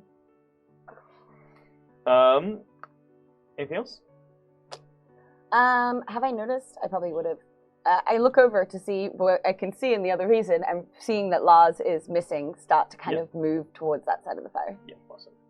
You very drop down and roll around, and as you're going, you're just seeing more and more partygoers just drop. They're partied out. They're not having dying. so they're much just, fun. They're just falling to the ground. Even some of these fungus gang members are just like falling down as they get hit by this refined paralysis potion. Oh man, Incredibly high doses of paralysis potion. Oh. All right, so Cutthroat Mackenzie is like laughing and laughing and laughing, and then realizes that Warl is really attacking Haggard Biggard, and seems to be coming to. He's had his last attempt. He's like, and he makes a roll to see if he can figure it out, but he's just not that smart. And so he immediately dives at the first person who is relevant to him, and he swings in to attack you. What's your armor class at the moment? 19. Unfortunately, both of his attacks miss. I'm like a turtle. Ching, ching, and you're just wriggling around, and even though you're like stuck there, fully locked on to Haggard Biggard's leg. This Cutthroat leg is Mackenzie, delicious. You're wiggling lithely around his blows, deflecting them with your armor and your sword. And then Haggard Biggard just is like, no! And hits you twice Oof. with his sword held two hands, doing Good night, everyone. 10, 11, 12, 13, 16 points of damage. Is that with his blindness? That is not with his blindness. The first attack actually misses, and so does the second attack. So he stabs, and it's like very close calls. It's like right next to your throat. Right next to your throat. I even lit him up and everything. Jeez. It's Damn. the bane. I don't know if it's blindness or something else, but It's disadvantage. Oh no, it's It's a sorry. minus. it's Let a me one. roll- minus. let me You check. must So I got roll a a 16. d4 and subtract the number roll from the attack roll. Sorry. No, my fault. I should know these things as the games master. I am all-knowing and all-powerful. D4s. D4. Yeah, it's a minus. Okay, cool. I know, I'm the games master. One Shut up. of them does still hit and does 10 points of damage. Cool. Ooh. It's fine. I just rub out I a got one. good rolls on the damage roll. Oh yeah. Meanwhile, the one good goblin still remaining makes an intelligence roll as well, and does not realize the importance of the situation, and so also attacks you. Well, I'm sorry. you said 19, right? Mm, Okay, so one of them hits. Only does 6 points of damage to you. that's fine. The jagged scimitar and slashes into you, and you are starting to really feel the pain Ah, my at this point. torso. And even one more goblin gets an intelligence test, and Hassan is like, "Oh, they've got our thing!" and starts running after you. And this one sort of goes, 13. Do I get attack of opportunity? And then falls down. Yes, you do get an attack of opportunity if you'd like one. Yay. I'm gonna try and hit it with my dagger, which I fail at doing. Whoops. They don't even Thin notice. air. It's the Never Like mind. game. runs Wow. past, then I'm like, wait a minute. And you hear an evil voice in your head going, "Oh, better luck next time." Don't let it get you down. And then I continue skipping after them. Excellent. All right. So, Doran. I'm going to cast Thaumaturgy, which booms my voice. Yep. And around, time to feast! All right. Cool. Well, let's see if. Yep. So Charlie is. Throws you to the ground, doing 2 more points of damage as you thunk into the floor in the dust, and then just rolls over and picks up the whole turkey from the fire. Which I pulled apart. Well, you pull the skewer out, of Yeah. it, and you're still holding the skewer, like. He pulls out the fire and starts to like really devour it, lifting it up. And everyone else is yeah. Cheer goes up from the people who are still not completely inebriated. So And I have a bonus again- action. I'm going to Well. hide after I do that. All right, you hide. Kinda beneath slip the away. bench. Traumatization to myself. And then You're hidden beneath the Everyone! bench. Nobody knows where you are. It's even more like Yeah, Complex and mysterious. mysterious. Ting moves in mysterious ways. Ting does move in mysterious ways. Alright, awesome. Bolo, you're on the ground over here. Okay, well, I think I have to roll a con roll, so let's do that. Which I pass. Haha. Okay, so I still have the skewer, yes? You still have the skewer. This long iron, twisted iron skewer. It's still poking hot, it's still burning hot. I'm gonna Do it. I'm gonna get up and try and stick it through his butt. Oh, Oh, poor you Charlie. attack Charlie from behind. The fight was over. Oh. I rang the bell. Too late now. Do you want a wisdom saving throw? Give me an attack roll. 12. Alright, well, Charlie is not expecting it whatsoever. So, I say you charge at him, so give me your normal damage roll. So it's considered a polearm, so roll a d12. Yep. 3. Add your strength. Oh, that's a miss. Alright, so... Oh, a d12 is a no, hit. you hit him, sorry. No, he already yeah, hit. you go 3. searing. He's like, oh! Ow! He's like holding the lizard. He looks behind, he's like, oh, we're on break! Tears off a chunk of leg and goes, I'm sorry, that was an accident when I got up. It was just too long. give me a persuasion roll. He's torn off this piece of turkey. Charlie is too intelligent. 5. Actually, Neither is Bolo, apparently. Resistance. Not good at lying. how many? So okay, so I can see. Who can I see? Not He's me. like- He goes, bad hobgoblin, poof, and bats you with the leg of the turkey, and you go flat to the ground. He isn't doing damage, just knocks you prone. Not again. Lars, Am I engaged with that goblin? you are Totally technically, going to yes, but you are also a goblin. Oh no, you can disengage if you want to. Or you can just suffer an attack of opportunity and dash away. I don't know if I can take it. But you know what? I'm feeling lucky. Those dice charms. Attack of opportunity, please. He hits. Oh, Oh. Does 6 points of damage. that Oh, wasn't a okay. good opportunity. Is that it? I fall unconscious. Oh, man. Slash across your back. You fall to the ground unconscious. Everybody sees this, obviously.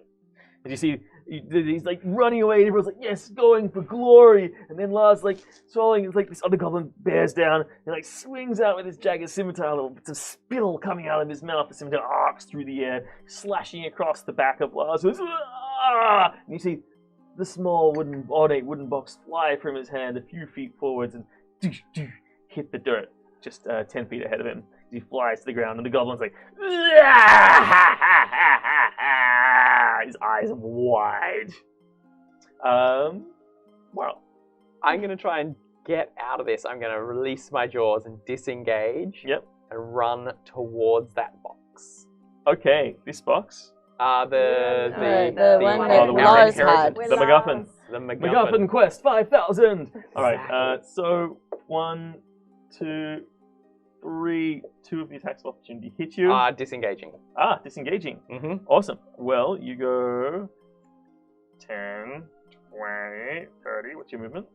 My movement is a standard 30. Awesome. You get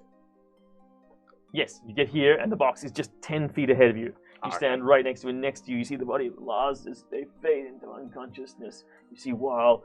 Oh no! But then reaches out past towards the box. Lilac. I am going to run up to the goblin that's going for the box and stab him in the back if I can. Yeah. Boom. Yeah. He is unaware of you. Does that mean I get advantage or no? No, you're not a rogue. Okay, but why do rogues get so many good things? Okay, so that is 14. Absolutely hits. You give him a shank. And I do Woo! 3 points of damage. 'Cause I'm a warlock. Okay, the dagger slips in. He's like, ah! Turns around and is now paying more attention to you than anybody else here at the moment. And as such, makes an attack against you. However, he misses, very distracted. I only have, just so you know, I only have 13 armor. 13, yep. Yeah, He still misses. Still Fantastic. misses. Good. I was pretty hell of a confident he was night. gonna miss. Cutthroat Mackenzie sees you run and goes 10, 20, 30, and just catches up. He goes straight past you, and he's going for a while. I feel like it's personal. 17. What's your armor class again? 19. Yep, just like shing shing blades swinging through the air. They're both missing. Haggard Biggot's trying to figure out what's going on. He's like, no, what? Feels that his necklace is gone. But where's my? And then he sort of like starts running over here as well in the general direction, chasing after you all. It's a party, and everyone's invited to Wow. And Charlie continues to eat the plains lizard because that's their primary focus. They're still on a break as far as they're concerned. Yeah, I haven't rung the bell. This goblin is like, what? I gotta guard the thing. And this goblin also sort of runs after in some attempt to catch up. And this goblin falls down. Anyway, Goran, it's your turn. You're Hi. right here hiding under the bench. Yeah, I'm gonna get myself positioned Ha! at least like to get between 30 feet of all of my team, so that I'm sort of somewhere in between, but within their 30 feet. I'm gonna cast Prayer of Healing. Because that's what a cleric does. People. It's a 50 goes to chance. No subtle snipes in this audience. I feel like I'm missing something. Alright, and everyone within 30 feet, all friends within 30 feet, that's all of you guys. Yay! 10, 20. In fact, if you move here, then yes, everybody that you like gets how much? It is, sorry, I had it here, 2d8. Wow. Oh, damn. Do you Roll roll you that? guys. I think. No, you guys roll it. It's awesome. gonna be quicker. And Do we No, individually but isn't it roll? the same for everyone? Oh, no. Doesn't Yeah. matter. 14. Right now, we're gonna 2d8. make it easy. I am plus full my health, spellcasting so ability I'm good. modifier. I ate that heart I don't know what earlier. that is. Oh, back up. 2d8 Is that my plus plus 4? Yes, it's the Plus 4. Because it has my modifier. Wow, as I well. rolled 2 8s too. Damn. well, Oh, plus 4. 16. Oh, I can do it to myself! Plus 4. Because I was a bit unwell from the earlier. Awesome. Alright, Oh, that's better. Bolo, you pick yourself up. What are you doing? You're well, on break. I'm still You're I'm still holding this skewer, Uh-huh. so I see that all this kerfuffle is happening, and Charlie is very much occupied with the yummy. Uh-huh. So I run over to where the rest of the party is. So your standard movement takes you about here. If you want to dash, you can make the rest of the I distance. dash. Alright, cool. So you can dash another 30 if you want. Do you want to go like around Haggard Bigot and be over here, or do you want to stay behind? Stay behind. And I yell, "Here comes the mighty Bolo, for he has won the fight." Give me an intimidation roll. Let's see if you can garner everyone's attention. 6. Okay, I well, want some dice. you are stealthily running up with your skewer. Very well. You are there. Lars. Who's looking more haggard? Is it Cutthroat or is it the Goblin? Definitely the Goblin. Cutthroat hasn't been engaged in any conflict Alright, at all. so Too busy I'm laughing. gonna hit at the Wait, the Cutthroat's more? No, the Goblin. No, Haggard the Goblin. Bigot is the one who's really taken all the damage. Okay, well I can't reach Haggard Bigot, so the Not with that Goblin. attitude. I'm gonna hit the Goblin, and then that's for 13, Yeah, that hits. and then I get sneak attack damage as well. Mhm. So I get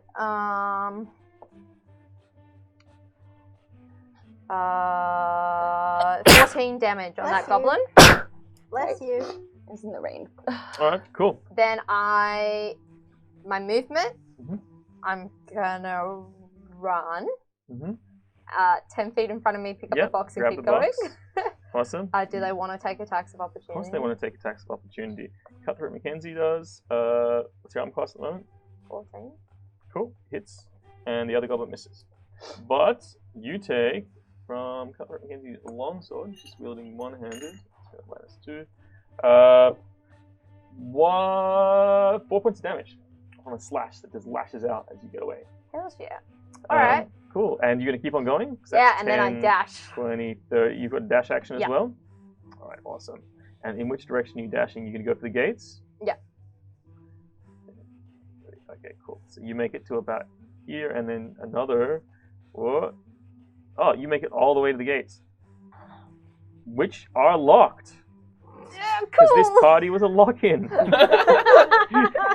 Nice and legal. But there are no brambles on top of the gates. They are simple iron gates, wrought iron gates. You could climb over them on a successful if you want to make an athletics roll in your next turn. Wow. Right. I'm actually feeling a bit better about things, so I'm going to settle some scores with Cutthroat Mackenzie. I'm going to Okay. dive at him, bite him, and stab him. Nice. Meanwhile, Lilac, have a think about what you're going to do.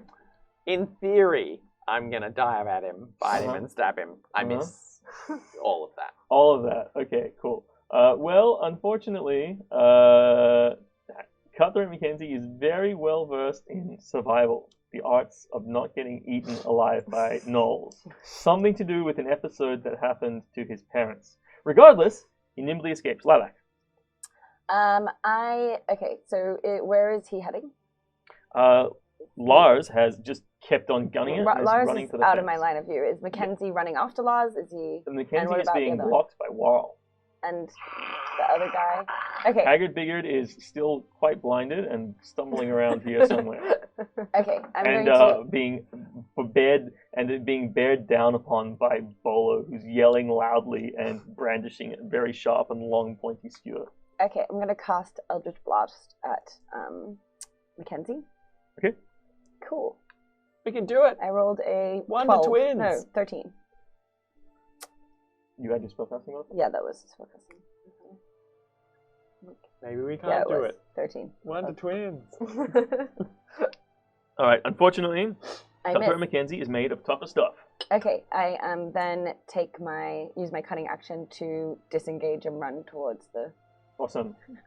And as a goblin, you can pass through Cutthroat Mackenzie's squares. You go, boit, boit. Just to rub it in. 30, I cast Eldritch Blast and then run between his legs. Mm-hmm. 60, and you end up in the same location that Lars is. Awesome. And at that point, Cutthroat Mackenzie. Oh, you don't use a disengage, actually. Oh, you did use a disengage. I did. Yeah. I used my cunning. Cool. Cutthroat Mackenzie is fuming and bearing down on you while 30 hits you once. Does 11 points of damage. Damn. And Good at his job. Haggard Bigard is kind of turned around to realize that you're coming right at him, and tries to move your lunging lance essentially out of the way, but fails to do so, and tries to give you a big slap with his sword, but he fails to do so. Definitely engaged, and these other two goblins here, one of them's going to attack you while, and the other one tries to jump in the way. He comes over to you, Bolo. Here for 6 points of damage. Comes in with a jagged scimitar and slashes at you. And this other goblin comes in and attacks you, Warl, but this time misses. Garn. I'm going to go for the traditional maneuver of running past and hitting one of them on the head with my mace as I continue. The closest goblin or the farthest goblin? The farthest goblin. I want to get further 10, away. 20, 30. So you're here. You get to about here, you're going to... You're not going to do a dash action plainly. No. So you get to about there, and you give this guy a whack me attack. 3. He's like, hey, what are you doing? I don't need the blessings of Ting. It's blessings of Ting! I've got enough blessings, thank you very much. My mum said I always had a very shiny underbelly. Bolo. I'm gonna move to the square directly below me. You're not going to attack. No. You have just done a dash action. You've moved like 60 feet to get here.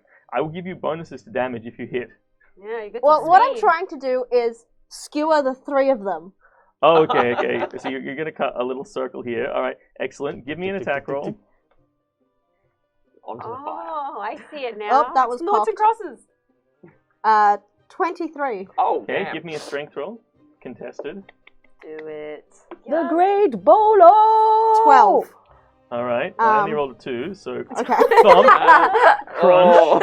Okay, cool. And I'll make another strength roll. He gets advantage. Make another strength roll. Oh. 21. Okay. Well, okay. Crunch. Thump. And make another strength roll for me. This time at disadvantage. 8. Even on disadvantage? Yeah. Yes. Okay. So, let me just get these guys all in a barrel here. Wow. It's a goblin Thunk! And you hear this thunk as you roll them up in the curtain, and the curtain pulls away and falls down, bundling up the group together. And then you want to continue your move action? No, I'm fine. I just yell, now we can have skewered roasted goblin. Awesome. All right, so, Lars. I want to try to lockpick the gate. Yep. No pressure, but quick. 8.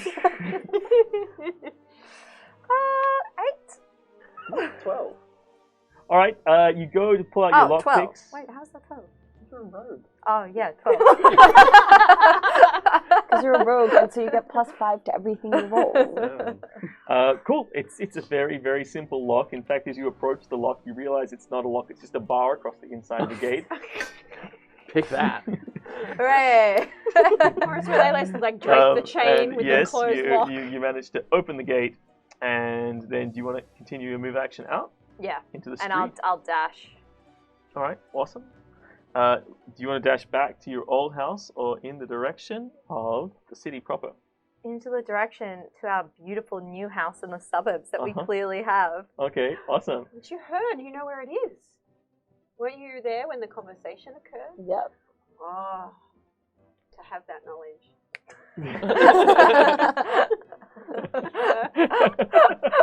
I still have a bag full of ting and treasures, though. So. Awesome. All right, cool. Bar. Everyone's just been swept out of your way. They're not dead. No, I'm going to say the goblin at the end is dead. But Cutthroat Mackenzie and Haggard Bigot are skewered together against the wall. They have both taken. Please roll 1d10 and 1d6 damage, plus your strength bonus for Haggard Bigot, and 1d10 damage for Well, hold up, Cutthroat hold up. Mackenzie. 1d10, And 1d6, yes, please. And Yeah, I and just then strength just to strength. each. Just, yeah. No, not to each, just to both. So what's the 14. 14, awesome. And now roll 1d10. 1. Okay, Cutthroat Mackenzie just got skewered on like a very annoying part of their armor and is being dragged along. Bolo, the box! The box! You look around, you realize the box is gone. Lars The has other grabbed box. it. Ah, the other box is The big bolo and heavy box. and on the other side. Oh. On the other side of the the building. We can do this! Let's work as a team! Go, go, go, go, go! All right. Let's go! So, well, what were you doing? My mouth, disappointingly not full of goblin, runs, attached to the rest of my body, around to where the bolo box was full of treasures. Starts to try and drag it towards the gate. Are you dashing? Yes. All right, cool. You dash to about here. Yeah. And you grab the box, and it is heavy. You can't make any further movement at this point. Yep. Lilac, you do give me a perception roll. I do give you a perception. Do give Correct. Me thanks. 14. All right, you manage to catch sight of Weil around. You see him like grabbing the box and looking around, dragging it. I will go and help. Your enthusiasm is the favorite part of you. I say in Will's mind, hurry up! Why are you so slow? This is heavy. Okay, so the two of you managed to drag in this box a little bit. You get maybe about 5 feet. Carrying heavy things is not my good thing. Not anyone's good thing. All right, awesome. All right, in their turn, Haggard Bigard and Cutthroat Mackenzie disengage from this. From the So they just rip From a the hole stick. out their side? Haggard Bigard does, and he takes 3 extra damage for the pleasure of it. And you see that he's like all torn up and scratched. His hat is falling off. He's quite disheveled at the moment. He's like, you! And reaches up and just grabs his long sword and slashes at you, hitting twice. And you take 7, 8, 9, 14 points of damage. I have relentless endurance, so I can have resistance to slashing You damage. take 7 points of damage. Yep. Ooh, phew. Yeah, I guess Charlie wasn't really the Wasn't bludgeoning. your forte. Wasn't- And that's you've activated that, so that lasts for the next 6 rounds. Yes. 10 10 rounds, I think. 10 rounds, sorry. Yes. Alright, and then Cutthroat Mackenzie says, "Oh, tough guy, eh?" And comes up and like ching ching slashes at you, and you like just deflect with your braces, moving around, ducking and weaving, absorbing the damage, going well beyond what any person. You all look over and you see Bolo. He's like bleeding from cuts, bruised over. How far under are you at the moment? -4. Alright, so apart from the relentless endurance, Bolo has another ability called Dying? Win at all costs. win at all costs. And basically, as an endurance fighter, they're able to go below their starting health, but every time they do go below, they have to make a roll in Constitution to stay upright. And if they lose all of their if they lose equal to their hit points below their current hit points, then they are dead. So win at all costs is activated, and they've got the relentless endurance on, and they are standing up against 2 of the toughest guys in this room. Lars. Yes. Oh, did I skip you? I think Yeah, you yeah. did. Well, you Oh no, because that was their turn. They're attacking you, and it's back to start the round. And oh my god, ting, ting! Oh my ting! Yeah, I'm just hitting and run. That's It's the ting way. It's a ting Ting. because it makes a nice resounding ting on the way through, and then All right, give me a roll against Haggard Bigard, I'm assuming. Yep. 2. It does, in fact, make an ineffective ting as you run by. Haggard Bigard strikes you with a natural 20. I have attack a- of opportunity. I have a disengage. But as you a have- escape. Nimble escape Yeah. as a free action or a bonus As a action? Bonus goblin. action. Bonus action, you're going to use it? Yes. All right, well, yes, a very decapitating blow swings just above your head height. He was obviously aiming for somebody else. Haggard He was Bigard gets a expecting me to surprise stay and fight. crisp high five on the way past. All right, excellent. But you nonetheless are making your way towards the exit. Bolo, it's your activation now. You've got these 2 guys facing you down. Cutthroat Mackenzie is looking reasonably fresh, still kind of standing. He's just been inconvenienced an awful lot. Haggard Bigard is looking haggard. Like, oh! It's like cuts, he's torn. He doesn't look as bad as you, but he's looking pretty bad. Your like ribs are oozing. Okay. I am going to draw my sword and basically rip through him, and then follow that up with 2 unarmed attacks. All right, awesome. So that is a lot of dice rolling.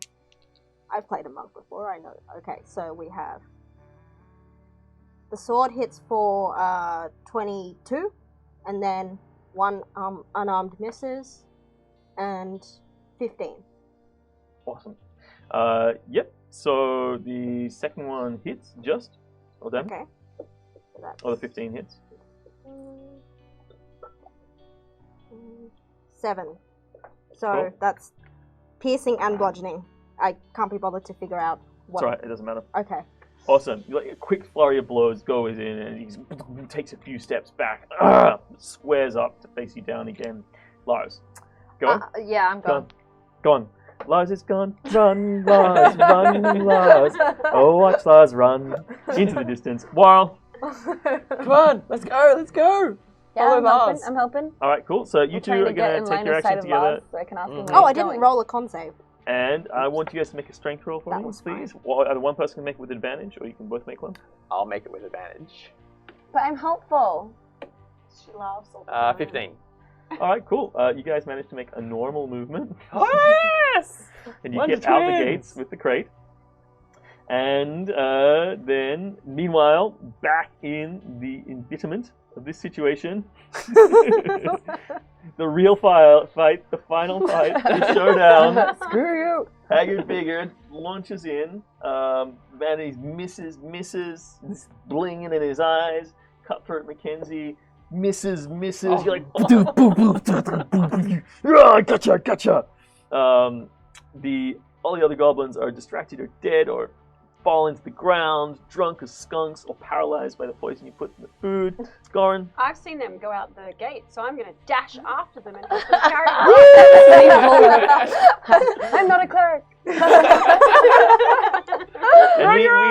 And as the rest of the party runs valiantly away into the distance, we zoom in There's treasure! to the faithful pugilist. You are... What do you do? It's your action. Falling apart. As an action, I on roll. the way out. Forgot to heal Oh. the way. It's easy, I isn't it? fall into unconsciousness.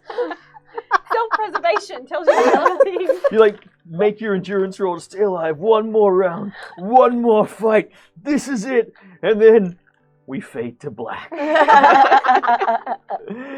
the pugilist falls to the ground, fighting the good fight for the family who they may or may not have loved. You're adopted anyway.